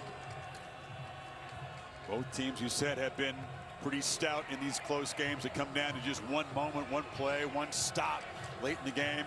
This was virtual toss-up. Alabama actually opened as a slight favorite, but then it moved, and Oklahoma at kickoff was a slight home favorite. the most expected. Very tight, competitive four-quarter game. Already more points than we thought we might see.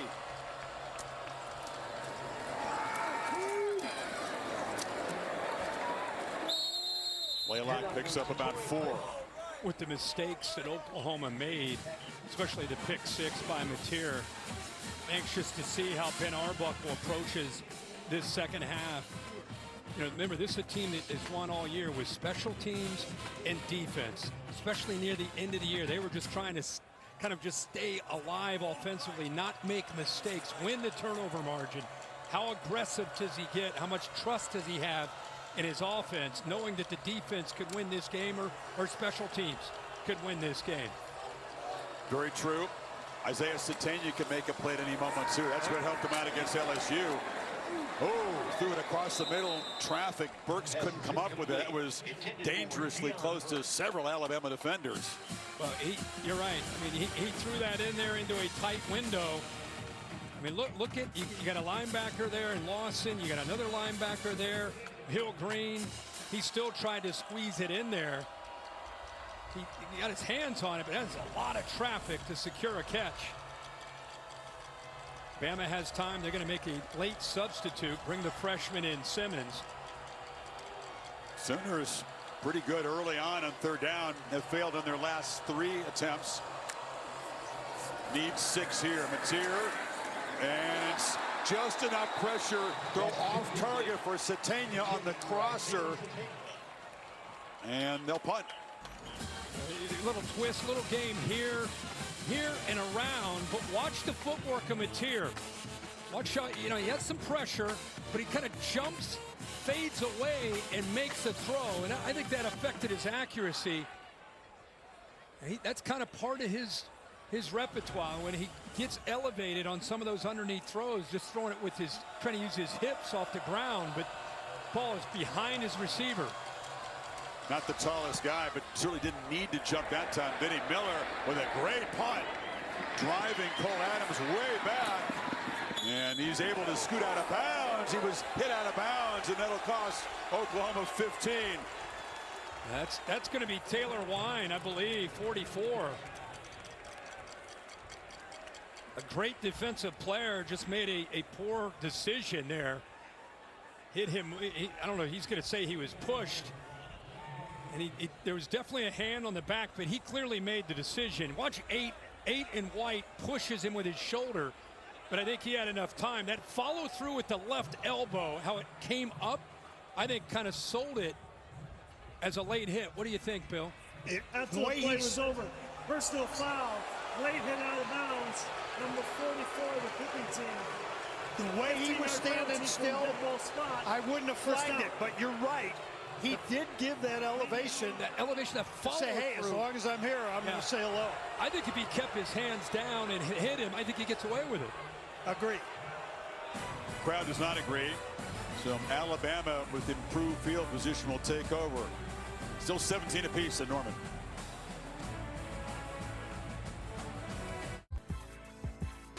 This happened at the end of the game. This is Tara Furman from Alabama. OU players on the logo there. She's not having it. Not nope.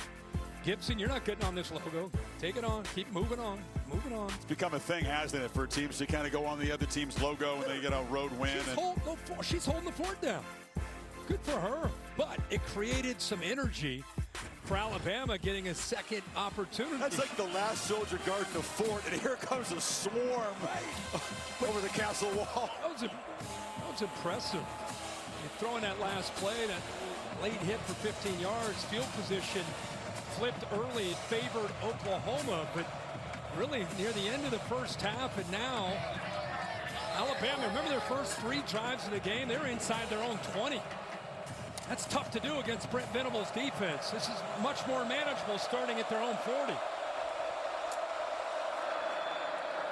Hill has a little room. He's loose.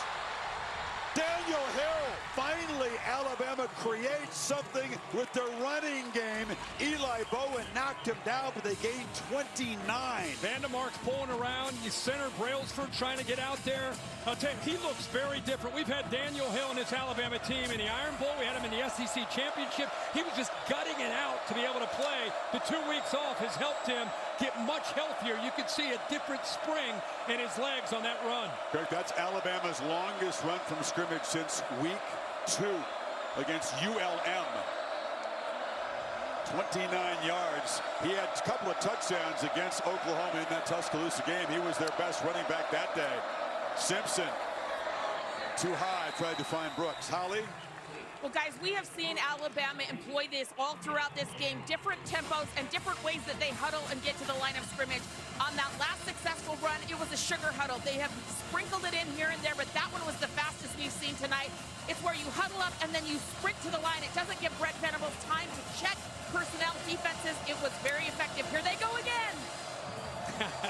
Everybody talks about playing Brent Venables. He's as good as there is at checking out your formation, personnel grouping, and then eventually getting the right call into the defense. People always want to change tempos on him.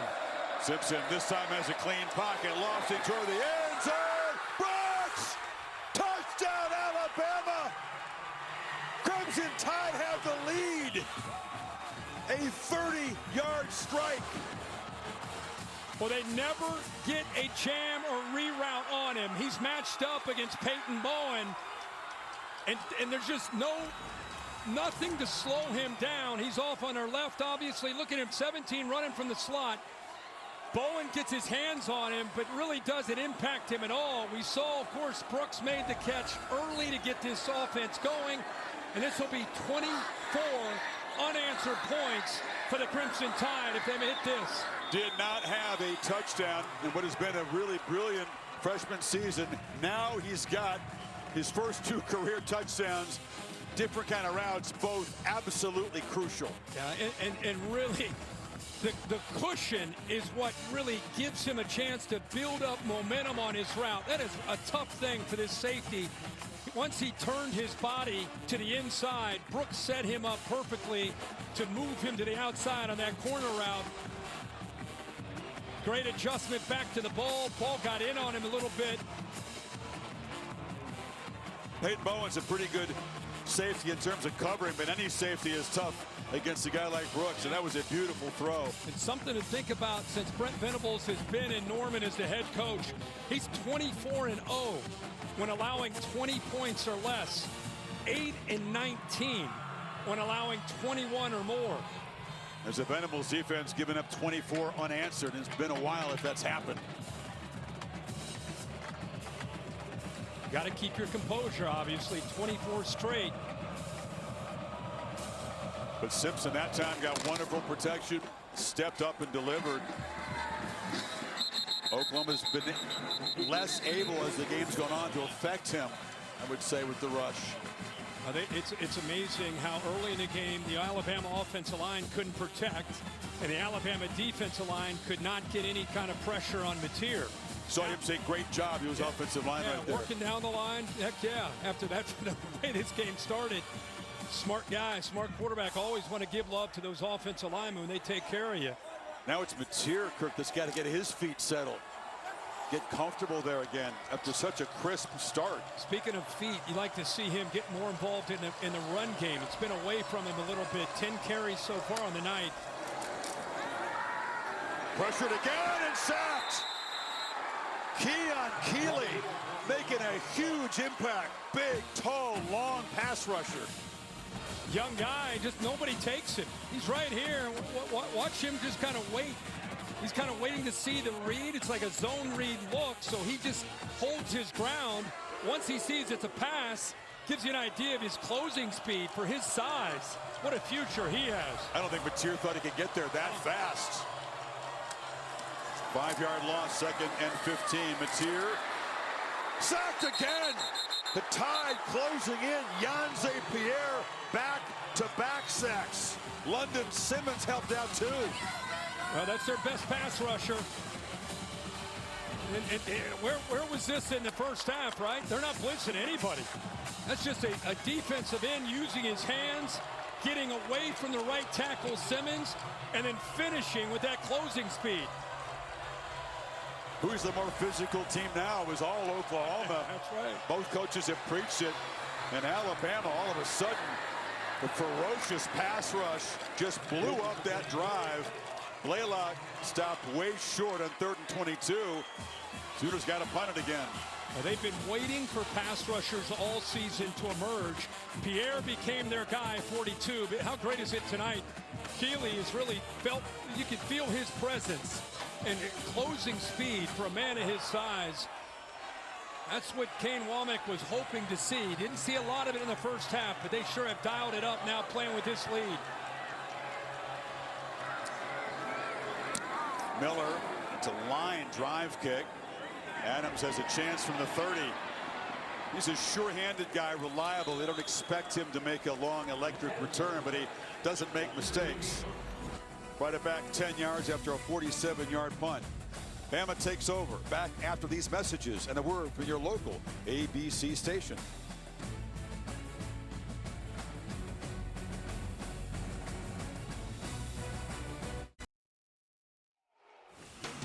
Well, take a look at the Capital One rewarding performance curve. The freshman stepping up tonight. Yeah, I think this is a turning point in the game. 3rd and 5. The ball's thrown behind him. Remember, they were really struggling. Down 17. They decided to go for it on 4th and 2. Look at this effort right here by the freshman Brooks. 1, 2, 3 tackles into the end zone. I remember referencing it during that play. If they come back, we're going to be talking about that play right there, getting Bama back into it. Previous 3 drives leading up to that, 9 plays, 12 yards, 3 3-and-outs until that sequence.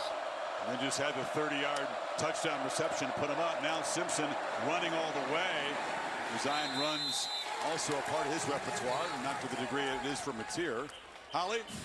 Well, Alabama's wide receiver coach, Jamarcus Shepard, told people in the building that Lazar Brooks is one of the best that he's ever seen as a true freshman. So I asked him about it at practice this week. I said, Lazar, why are you so good, so young? He said, I don't know. I've just been playing football my whole life. It's literally the only thing I care about. I play football. I play the game. I just love it. Marcus Shepard took the job at Oregon State, not with the Alabama staff, but he has coached these receivers well all season long. Simpson underneath. It's Cuevas.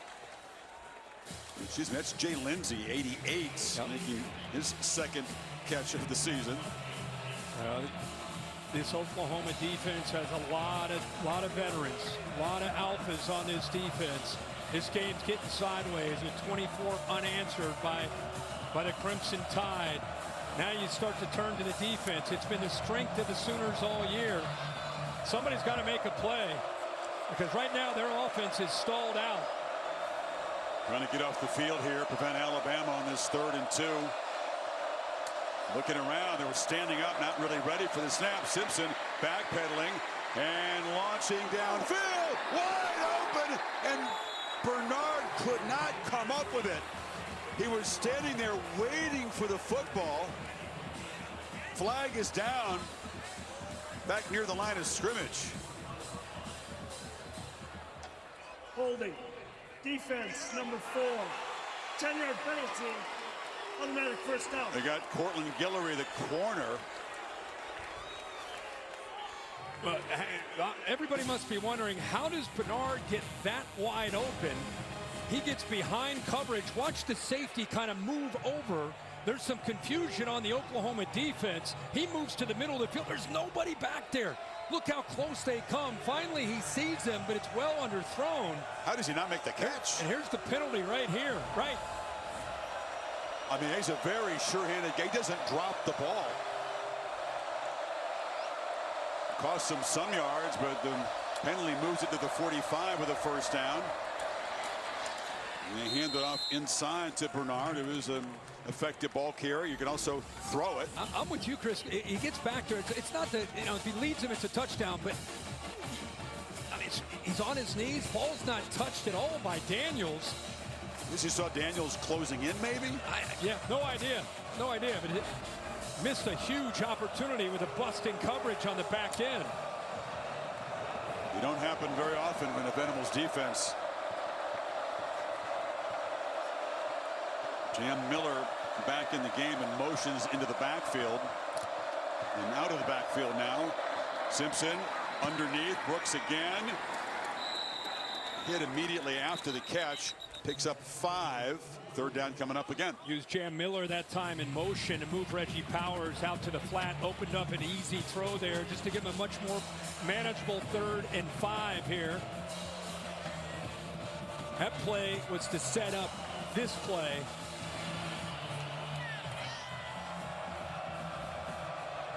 Bernard again in the backfield like he's been a lot tonight. Let's see if they move him out of there. Moving Miller. Not in field goal range for Connor Talty at this point. Simpson, can he get there with his legs? Yes, he can. First down and much more. Simpson scampers to the 25. This is an aspect of his game that people really underestimate. Taylor Wine, he's right here, but he's on the wrong side. He needs to be in the middle. Now it's a foot race, and these defensive linemen aren't going to be able to get him. Look at 26 effort, Jam Miller. Heck of a job downfield, helping him out. Proctor pushing. Maybe that left arm holding. R. Mason Thomas comes off of it. I'll tell you, the legs of Ty Simpson, we saw that in the Iron Bowl. Yep. That's part of his game.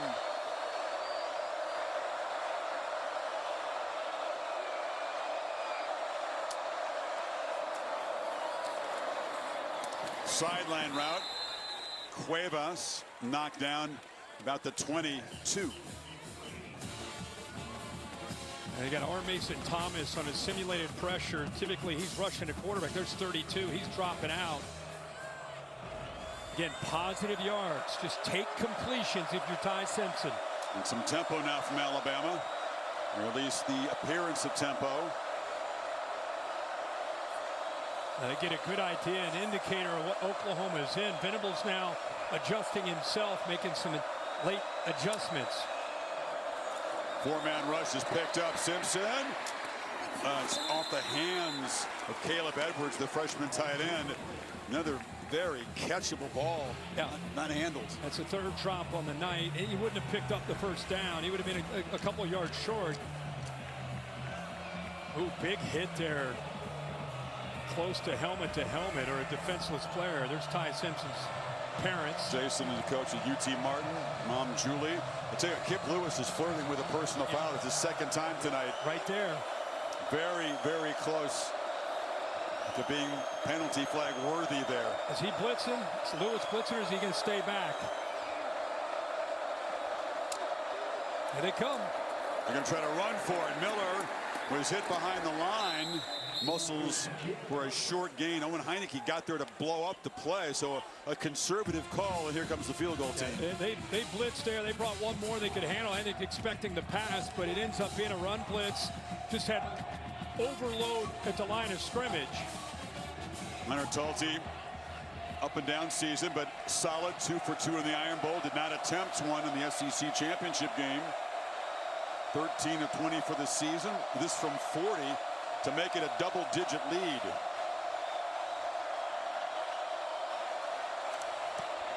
Knocks it right down the middle.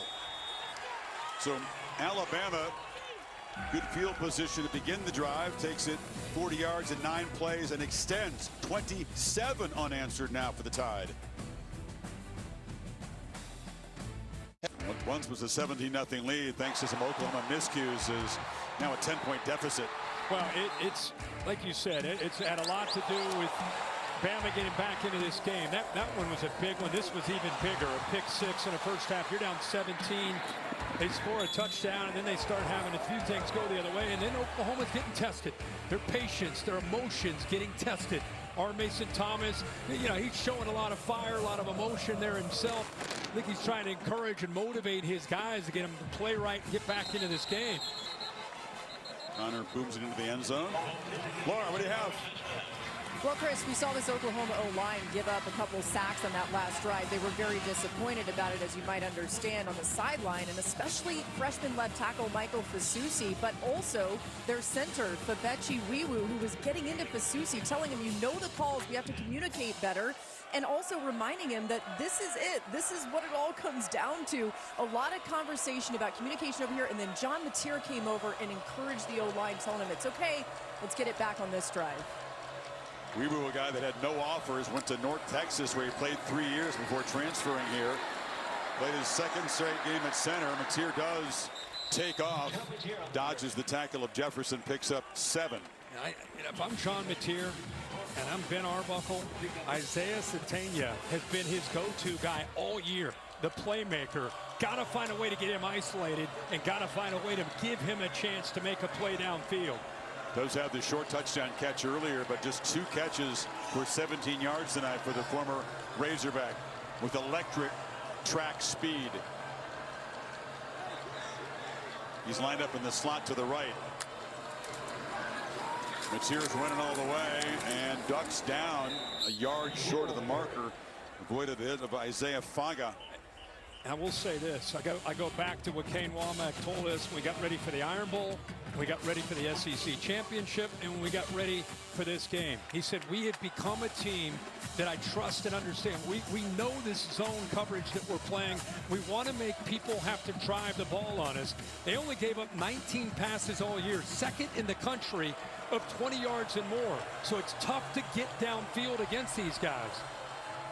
240-pounder Robinson is in the backfield, but he motions out. This is all Mateer, and he's met right near the marker. It's going to depend on the spot.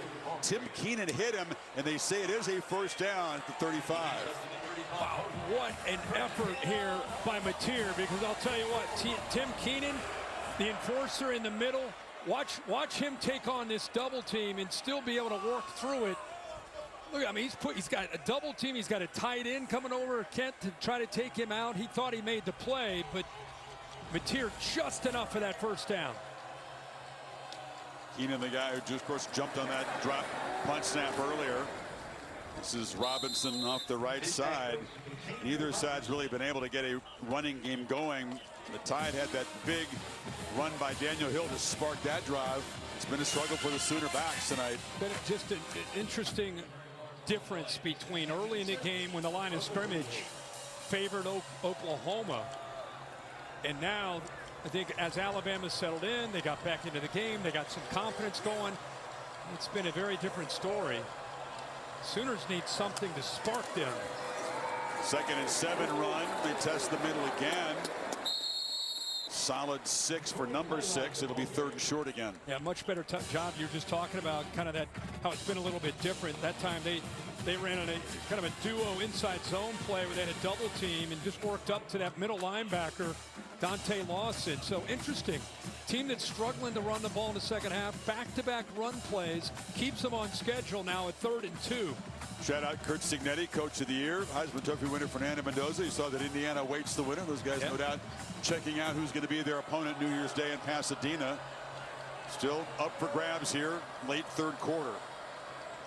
And Satania moving around on 3rd and 2. Mateer running for his life, slings it. Blaylock comes back and makes the catch, and it's a first down. He was in trouble before finding the running back. Well, they went back into the boundary. He turns this way and then comes back the other way, hoping that he can break contain. But Pierre, not fooled at all. In fact, the safety, Bray Hubbard, also got down there. Heck of a job of improvising and then throwing it eventually to Blaylock, and got just enough again for that first down. Back-to-back first downs here for the Sooners to get this drive started. Got away from Xavier Brown, who had the pick 6 earlier. Pump fake. And a run, and Mateer grabbed by Red Morgan right at the line of scrimmage. Nothing there. Strong tackle by Morgan. And Justin Jefferson involved there too. That's when we talk about leveraging the football. Morgan to the outside, gets off of the block by Blaylock. And then Jefferson able to get off the pulling guard, Fouché, and got off of that block. So Oklahoma outscored 10-zip in this 3rd quarter. Hard to kill is what they say. Tough, resilient. It's going to take all of that.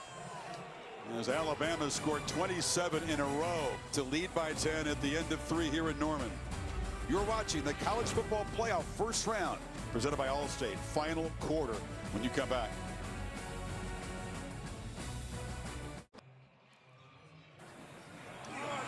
To kill. 50 Cent is in the building. No prior connection to Oklahoma except to begin using Many men wish death upon me is their third quarter song, and here he is in the flesh. I don't know who got more of a kick out of this, the Oklahoma side or the Alabama side. The Alabama players are out there dancing the whole time. That's too good. He's a man who's taken some shots. He was hard to kill. He's lived that motto.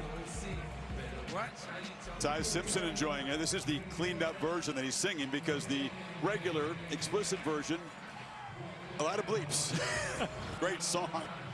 See if it can inspire Oklahoma. The crowd is stoked up here. There was some rumors that this might happen, but was never confirmed.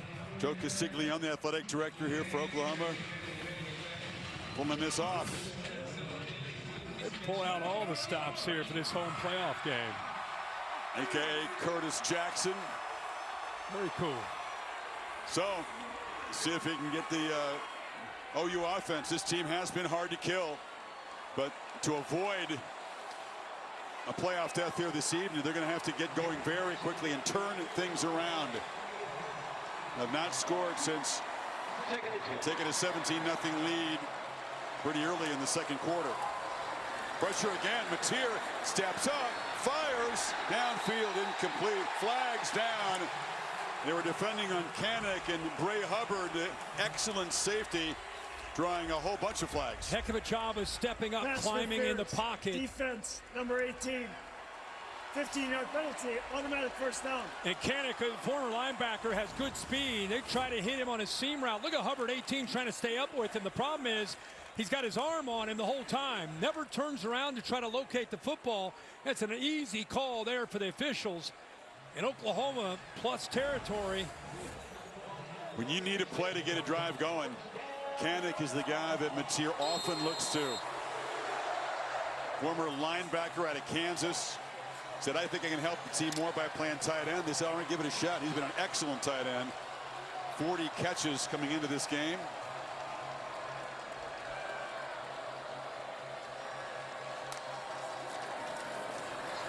Mateer dancing around, delivers over the middle. It's caught. Off and running his backs. Touchdown, Oklahoma punches back.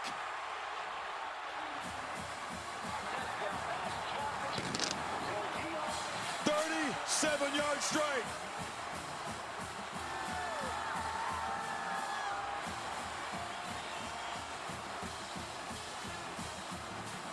Tell you what, man, that is all on John Mateer and the offensive line, because he was back in that pocket a long time. He worked from his left, came all the way back to his right, split the two linebackers, and makes a very accurate throw for yards after the catch. What a night for Burks. Two big third down catches early. That's his sixth of the night, 105 yards, and that 37-yard touchdown. You'll see him look off to his left side. Watch Ten's entire time. Look at his eyes. Looking left, looking left, looking left. Now, you got a crosser right here, but with the safety reacting back, it opens up perfectly to be able to make a nice throw right in there. See that safety have to clear out? How about all the time? Climbs in the pocket, safety reacts to Satania going downfield 5. He has to react to him. So now you got room and space for yards after the catch with a very accurate throw by John Mateer. 75-yard drive in 4:45, aided by that pass interference penalty. And Mateer back to the way he looked early in this game. And so is Deion Burks. Remember how this game started with him? Bring out 50 Cent, and there comes the comeback, huh? That's all you need. Places back to jumping around, and what a great scene in here, Norman.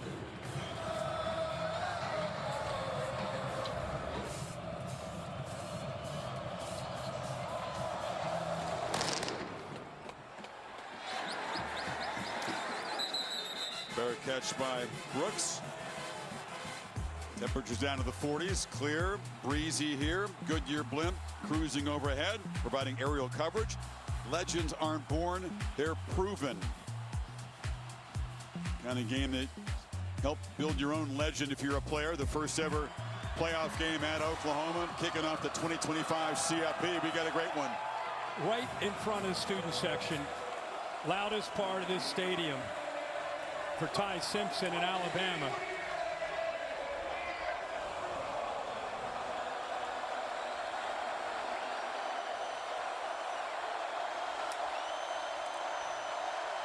Miller. Slowed up. Jaden Jackson, big fella, clogging the middle, picked up a yard. This defense reacting to the energy from this crowd. It's again back into this game. Jaden Jackson cannot contain himself. Going to go a little tempo here for Bama, try to slow down this defense.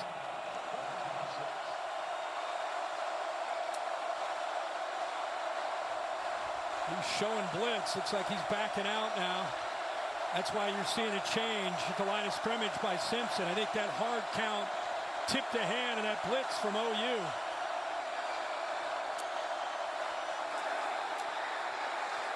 Simpson launching downfield. Hard. Did he make the catch? They rule it a good catch. What a pitch and catch inside the 40. Well, the adjustment he made was to get maximum protection to create the one-on-one opportunity. Remember, Horton is 6'4", gets a foot down. Does he complete the process of the catch? Going up against Eli Bowen at 5'9". What a ball over the outside shoulder. That looks like a good catch to me, no question. 37-yard strike, and Alabama tries to reclaim momentum. Just when this crowd was juiced up, the defense looked inspired. They come up with that throw. Miller stopped near the line of scrimmage. The crowd's booing. Bill, I'd love to get your take on this. See this in the NFL all the time. Watch the right tackle. You see that early, getting out early. What do you think of that, Bill?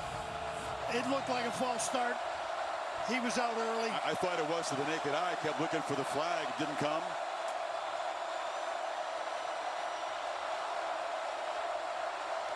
Pretty good job by this offensive line in terms of not committing those pre-snap penalties tonight, despite this environment. 2nd and 10. Miller has it on the pitch. He's got nothing. Flying up was Kip Lewis. So 2 runs go nowhere. It's going to be 3rd and long again. That second level of that defense, getting downhill in a hurry. Ball came out. I don't know if he was down. Then it came out. Let's see.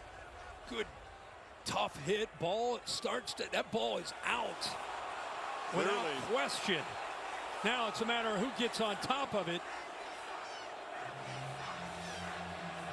It's a scrum for that football.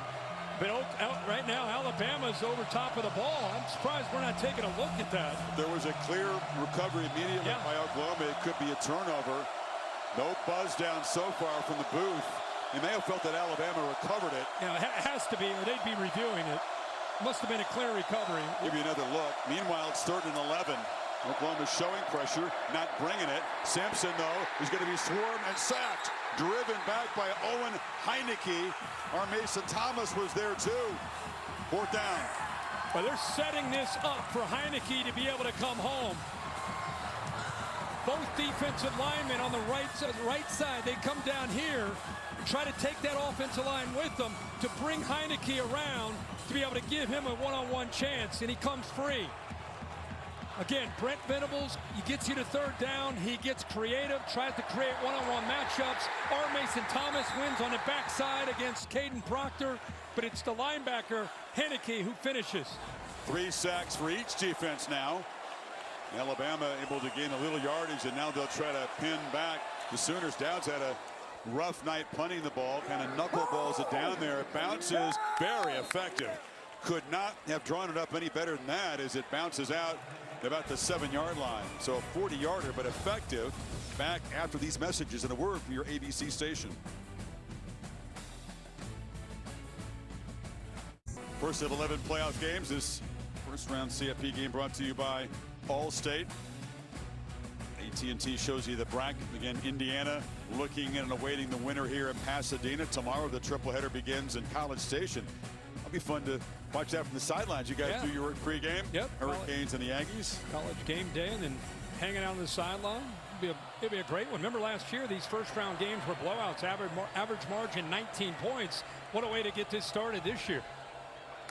This time, the Sooners backed up with by far their worst field position tonight. They enjoyed great field position early in the game, and now from the 7, Mateer picks up a yard before Yanze Pierre gets him. Something to think about with this Oklahoma team. They're so used to being in these kind of games. They're 4-1 in one-score games, including the win in Tuscaloosa, where they won 23-21. But you're right about getting Penn back. After the fast start in that game, Alabama came back and took a 21-20 lead. OU drove down, and Sandell kicked a field goal to win it late, as you said.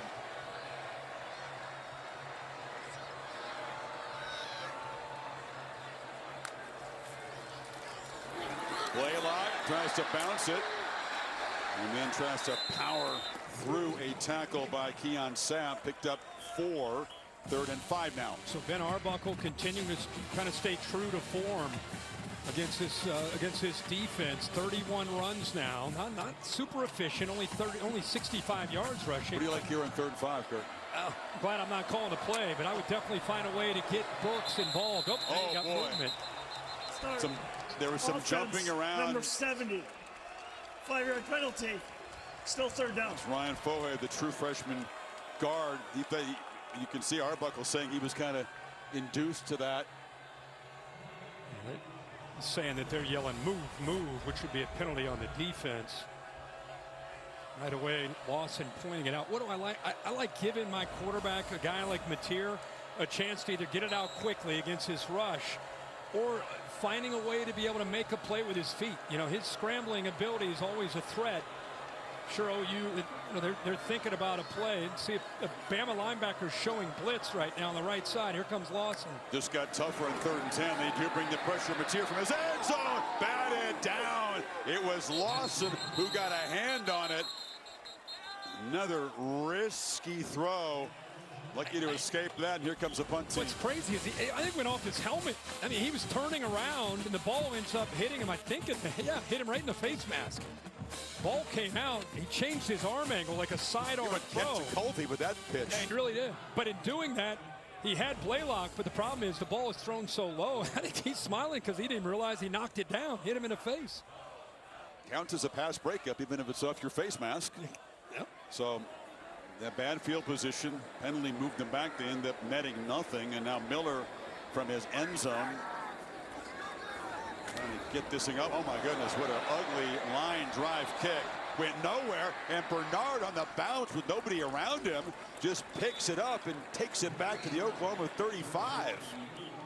Again, you're looking at one of the best punters. He's been such a strength of theirs all year, but he dropped a ball earlier, went down as a blocked punt for Alabama. Now this one, he just shanks to give Alabama. Look where they're starting this drive. It's a plus 35 with a 3-point lead, 9:20 to go in this game. It's a 32-yard punt, and Bernard brought it back 5. This field position is a dream for any offense.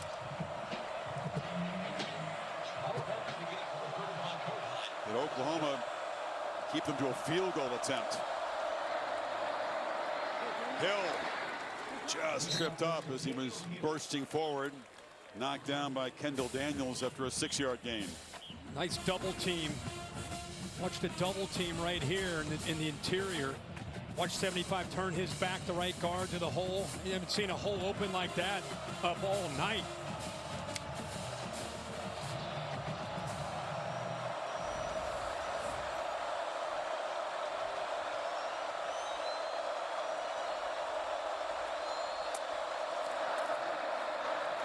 Fake to Hill, pitch to the edge. Bernard goes up and just grabs the ball away. Do they call it a catch? They battled for it. It is ruled a catch down at the 5-yard line. Went up and over Jacoby Johnson. Ridiculous. Watch him go up, like you said. How does he get? Johnson doesn't see the ball, but still, that is impossible to do. What strength in his hands, goes over top, comes down on the ground, it gets ripped out, but it was after he was down. Bernard No impact in the first half. Huge play to set him up first and goal. Hill knocked down at the line of scrimmage. Another look at this catch. I mean, you consider where we are at this point in the game. Bernard, we keep saying, when are they going to get him the ball? He used the back of his helmet to secure it and then bring it up and over top to bring it down. You with David Tyree on him there. Look at that catch. I mean, that's got to be one of the better catches we saw all year. Then he had to fight for the ball there. How about the backup corner in the game right now, opposite of Guillory? Big moment here. Field goal keeps it to 6. Alabama trying to get this back to double digits halfway through the fourth quarter. And with these crucial plays ahead, a timeout is spent by Kalen DeBoer. Midway through the final quarter, tied on the doorstep. Football playoff first round is presented by Allstate. You're in good hands. But a great one tonight here in Norman. Back and forth, and now crucial moments right now as Alabama leads by 3. Oklahoma with that touchdown earlier in this quarter staying in the game. John Mateer just wondering, will they get the football back? Down only 6. It'll be a lot tougher if the Tide can punch it in here from the 6-yard line. Yeah, and Ryan Grubb and his offense got to be thinking about kind of having that killer instinct. What an opportunity to go up by 10 here, under 8 minutes to go. And for OU, you've been relying on your defense all year long. Can they once again step up on these next couple plays and hold Bama to a field goal and keep it in a 6-point lead? It's been hard to do that. You got goal-to-go situations this season. Alabama's 24 of 27 punching it in. This is the most important one all season, though. Hill is the back. Bernard in motion. It's Hill. Banging forward. Fighting. Twisting. Touchdown, Alabama.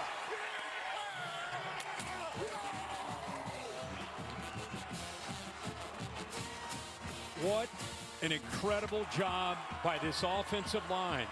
The offensive line that couldn't seem to do anything right at the early part of this game has taken the line of scrimmage over. They haven't run for a ton of yards, but when they've needed them, tough yards, they've been able to give their backs enough room to get downhill. And I said it earlier, Daniel Hill is a different guy since he's had these 2 weeks to be able to get healthy. He's running with serious intensity and a lot fresher legs.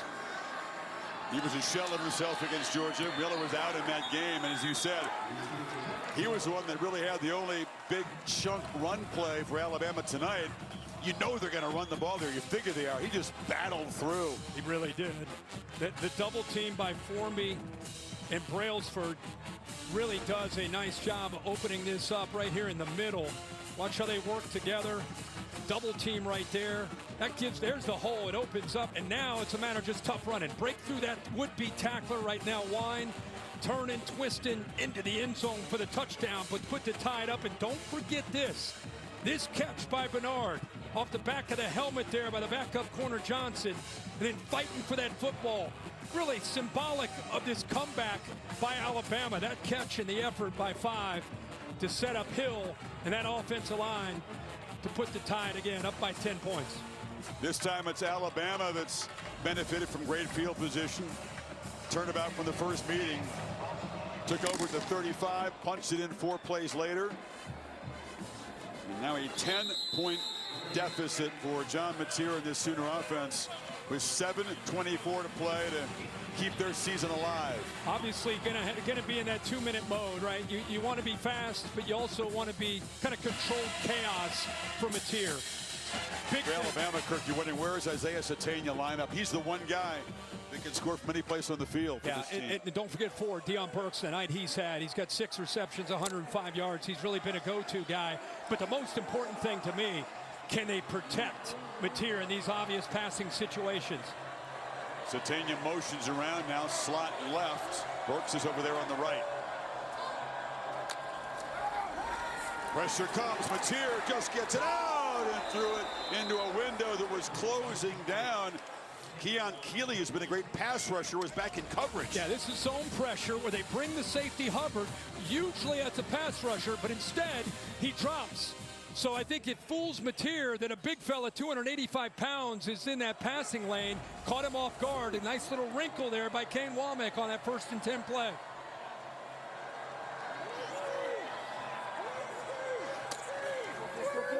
Pressure again, quickly to Burks in the perimeter. This time not much after the catch. The Tide close him down. It was Keeley again joining Damani Jackson. Yeah, they don't feel any threat downfield. They are about 8 yards, and they're getting downhill for those perimeter throws. Everything is underneath, making it easy for the safeties to attack downhill and take away any yards after the catch for these receivers.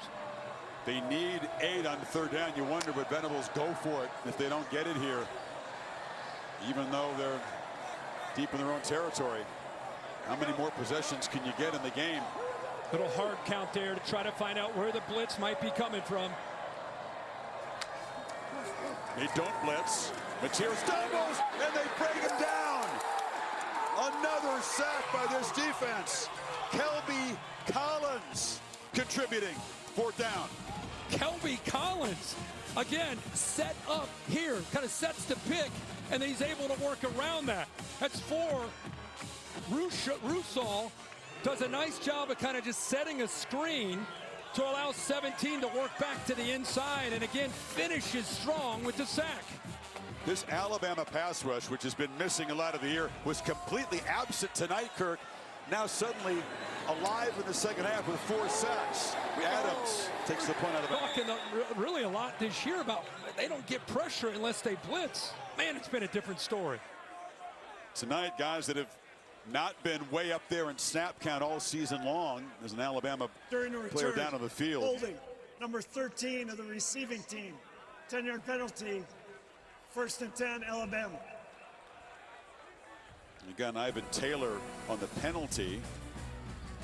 They're attending to an Alabama player on the field. We'll step aside. 5:55 to play in Norman. The lead is 10 for Alabama.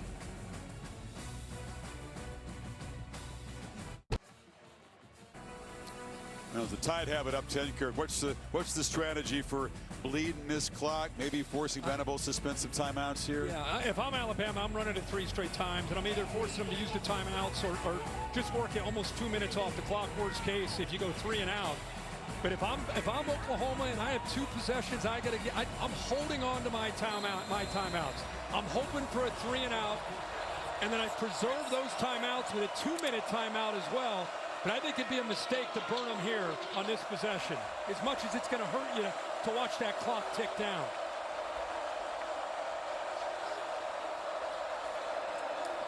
Hill knocked down after a 2-yard gain by Heineke. Yeah, Brent Venables going to use them.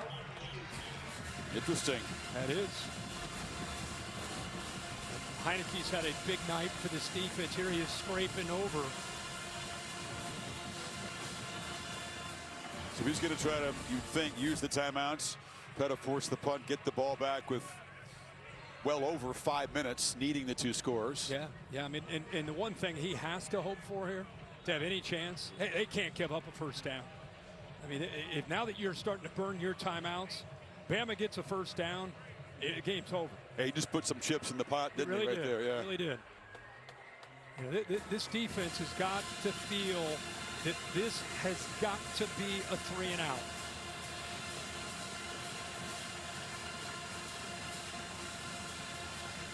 And if you're Ryan Grubb, you could be pretty gutsy, risky. Do you give him a look? Do you try to throw it maybe and get a 1st down? Some high percentage. It's an easy high percentage throw. I don't know if you necessarily need to risk that right now, but they're going to burn timeouts, and the way they've been running the ball, controlling things up front, I think you continue to run it and either kill clock or make them use timeouts. Bunch of tight ends in the game. Hill lined up close behind the guard. Ryan Williams comes in motion. Hill's got the handoff and churning those legs, picks up a couple more, and another timeout spent by Venables. Yeah, this is pretty much it. This sequence right here. And meanwhile, the Hoosiers awaiting the winner here, Fernando Mendoza. Who can forget this catch by Omar Cooper, the toe tap of the end zone. The entire drive was spectacular by the Heisman winner. And of course, against Ohio State, enough to win. Yeah, that was his Heisman moment.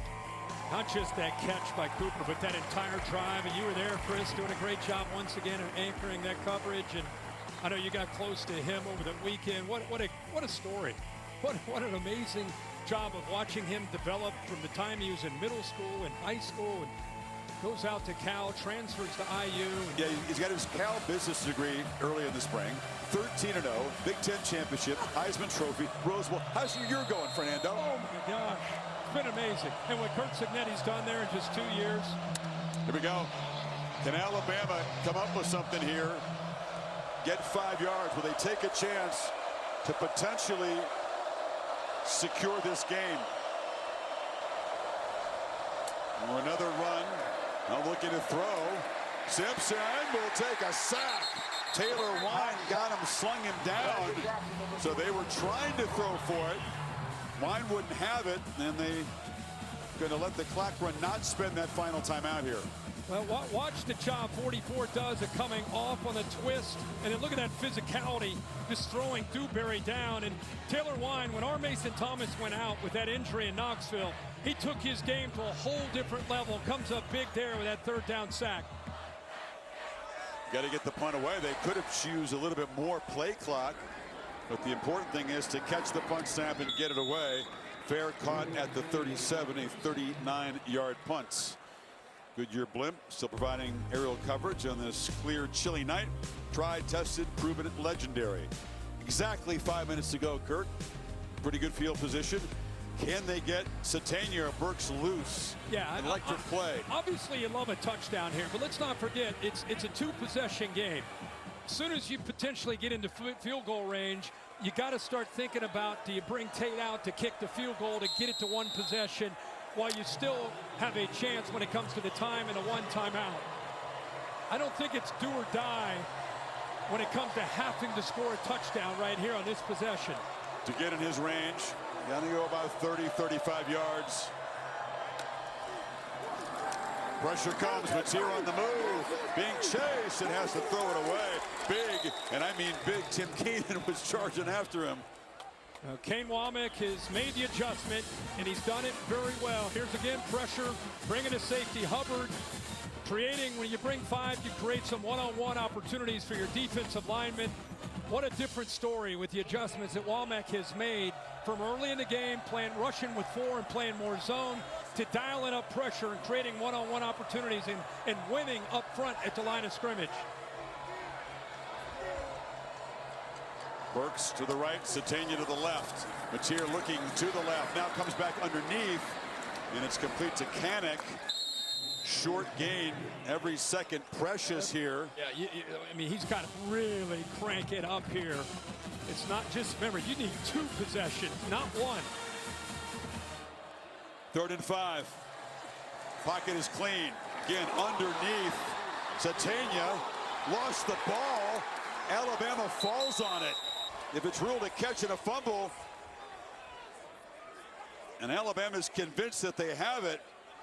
Sabian Brown holding the ball. Yeah, he got it on the ground. There's no question he recovered it.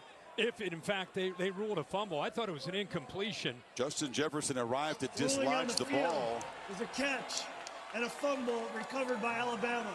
They'll review this, of course, and give Bill a chance to look. This is an enormous replay. If this call on the field stands, it's going to be nearly impossible. After an expedited video review, it is an incomplete pass. Yeah, that's right.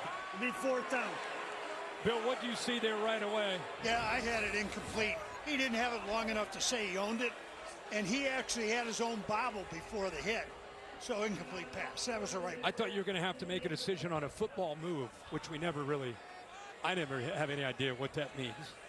A football move.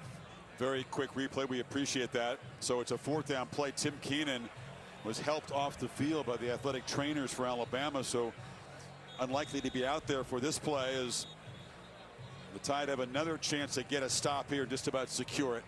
Yeah, we saw Red Morgan go out on a punt cover where he looked like he got stepped on.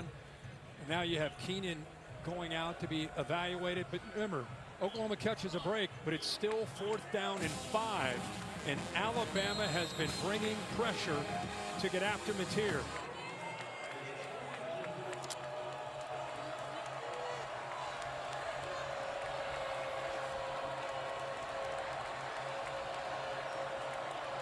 Mateer, plenty of time to survey. The Tide are showing pressure here.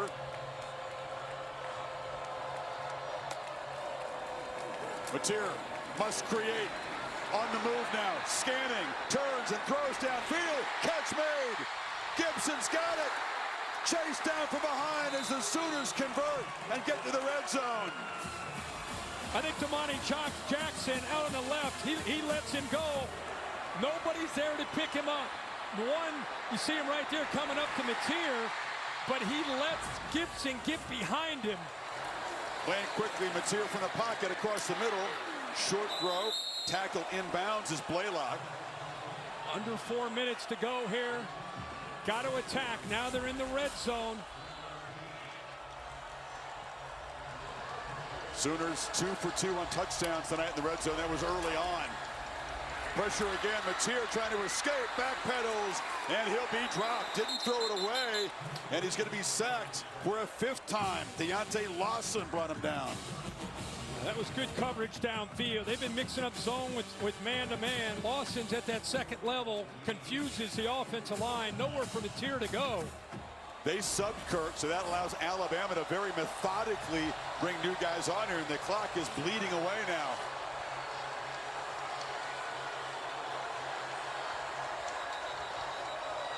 Now Alabama's going to call a timeout. That was smart, though. They waited. When you sub, you got to give the defense a chance. You have a reasonable amount of time to make those substitutions. Oklahoma was booing. They thought they were taking too much time, but down to 3:02 now. Here's the catch. There's one. See, everybody else is playing man. He's kind of in no man's land right there. And see Gibson, he's just looking around. Nobody picks him up. Good job by Mateer. I think he was thinking of scrambling, but keeps his eyes focused downfield to find a wide open Gibson behind that coverage up front. Got away from Keon Sapp pretty easily. Kind of been waiting for him to come on. Coming out of spring ball, they thought he might be their most talented receiver. Arkansas Pine Bluff transfer. Saw Kevin Wilson say, hey, thinking about that field goal already, but they're going to take a shot here on 3rd down.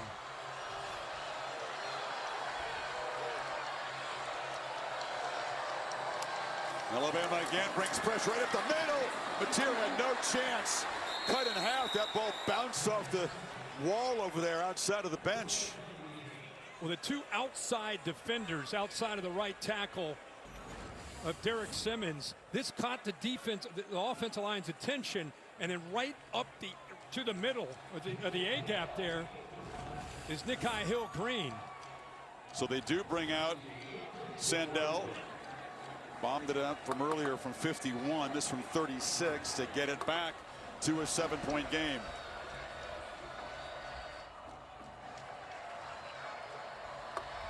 One of the great portal transfers anybody has made this season. Gets it up and good. No, they say no good. Did that fade outside the upright? Disbelief. Disbelief. He hasn't missed since his first attempt of the year. And when he had to have it to make it a 1-score game, he ruled this as outside the upright. I thought it was through. And you wonder if the wind could have had a factor. It looks like it's going right through the middle and just keeps drifting to the left. Tough to tell from that angle. The officials looking right up the post. The whole ball's got to be inside the goalpost here. You can't go over the top. Ooh, I don't know. That is really close, Bill Lamagna. By that view we had looking up, I've got it outside. I do not have it good. From the second look there? Okay. That's a shocker. He had made 24 straight. Won the Lou Groza Award. A little breezy tonight, but he managed it really well earlier. Hammered it through from 52. This, a chip shot. The percentage play is to stop, take the field goal there. And now, having spent 2 timeouts, The odds are really long for the Sooners, and Hill is stopped at the line of scrimmage. Venables can stop it only once more and does it here. Yeah, unless something crazy happens, you know, that missed field goal, that's going to cost them the game. Bill, your thoughts on this? Like you said, you think it ends up going to the outside, and that's not something they can review. No, that's what I was going to bring up. If it's higher than the upright, it's not reviewable. It's got to be lower. If it's the upright extended, it's got to be inside the entire, right? 100%. So the whole ball has to be inside the extended upright. It's still really close. But again, you hit the right point. That official's right underneath looking straight up. And he's got to have it 100% to the inside. That is agonizing. He's been a huge weapon for this team. Rock solid, consistent in his first year here. And this in a playoff game to keep hope alive. Missed it by inches. That's a tough job, isn't it? A lonely feeling for these kickers when they miss one like that. And now the timeouts, all they have left now is the 2-minute timeout. Unless Bama puts the ball on the ground, this is pretty much a wrap. Hill takes a loss, and the clock will continue to move. They'll snap it just before the 2-minute timeout. What a battle here. How many teams can take body shots like Alabama did early in this game, and a raucous crowd come down 17-0. We're now 27 unanswered, and then have to respond when the Sooners hit back. Think about what a battle. Yeah, unbelievable. And I think they were battle tested. Think of the gauntlet. They go to Georgia. They beat Vandy. They beat Mizzou. They beat Tennessee. 4 straight wins over top 25 teams. And then they get tested in a wild card game on the road again, down 17, and find a way. Going to throw the ball. Bobbled and caught. Ryan Williams got free. Knocked down inbounds, and that will be the 2-minute timeout. 1:57 exactly. 4th and 9, so Alabama will punt it away.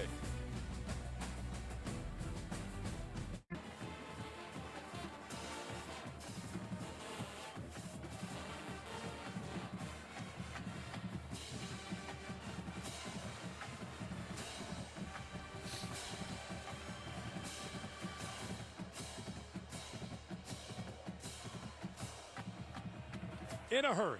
Scotty in a hurry. Or perhaps a punt return. Satania is back deep, very dangerous. Blake down. Alabama's punter's had a shaky night. I think you just got to kick it away from him. It's going to be returnable for Satania from the 31. He's got a little crease, and he's knocked down near midfield. This may sound crazy. I may try to get about 10 to 15 yards, and I'd kick a field goal instantly, and then hope for the onside kick. If you sit here and wait and try to drive the length of the field, and clock's turning, and all of a sudden you're down to maybe 20 seconds, you get into field goal range, you may want to consider kicking the field goal. It's, again, a 2-possession game. Despite the miss there, you have to trust Sandell based on what he's done all season. Absolutely.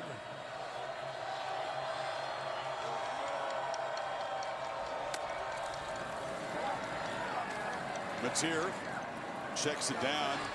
They very often will use Canning to try to get a few yards, get the drive going. He gets out of bounds with 1:41 remaining. This Alabama defense got off to a slow start. I'll tell you, Kane Womack, what a job he and his unit have done. 5 sacks, pick 6, no letdown at all after that being down 17-0. Kind of fought through it, made the adjustments, and took over the game. 4-man rush here. Mateer underneath. Once again, catch made, and now trying to get to the sidelines, and getting there is Blaylock inside the 40. Great job of just running, getting over to the sideline. He caught that ball right in the middle of the field. He's trying to preserve as much clock as he can. Obviously, Bama, they're back. Safeties, corners are back, trying to keep the ball in front. They don't want to give a cheap one up.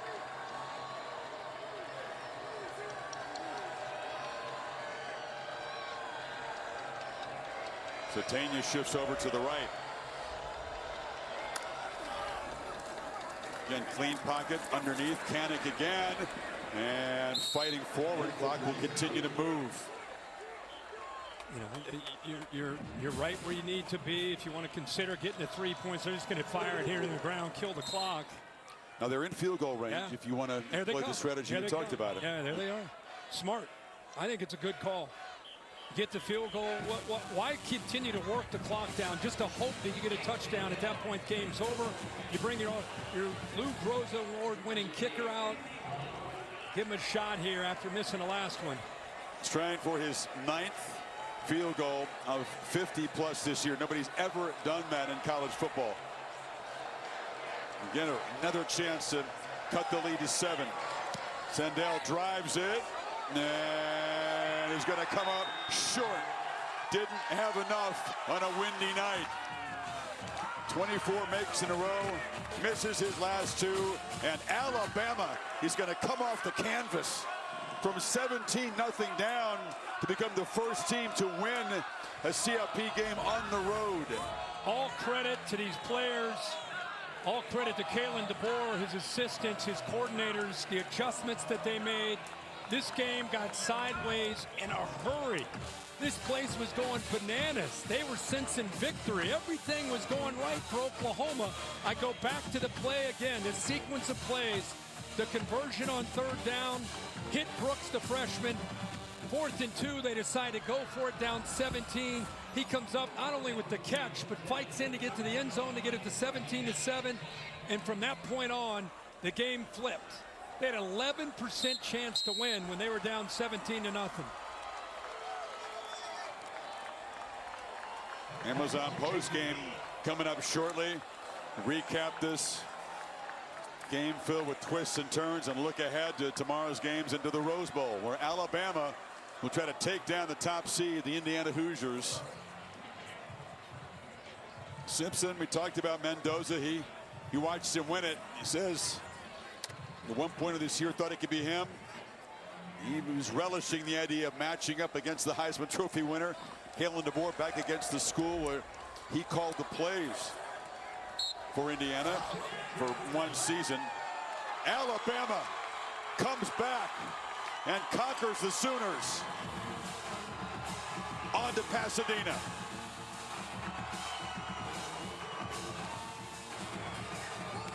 Turns out it was the Tide who are the hard-to-kill team tonight. This is a historic win, considering what was at stake and how bad things were going early. Ty Simpson battle-tested throughout this year. And again, they flipped the script after that play by this man right here, the freshman Brooks. That's why when you play 4 straight games against top 25 teams, you go into Athens and win. You become a team that believes you can find ways to do what they did tonight. Much more ahead.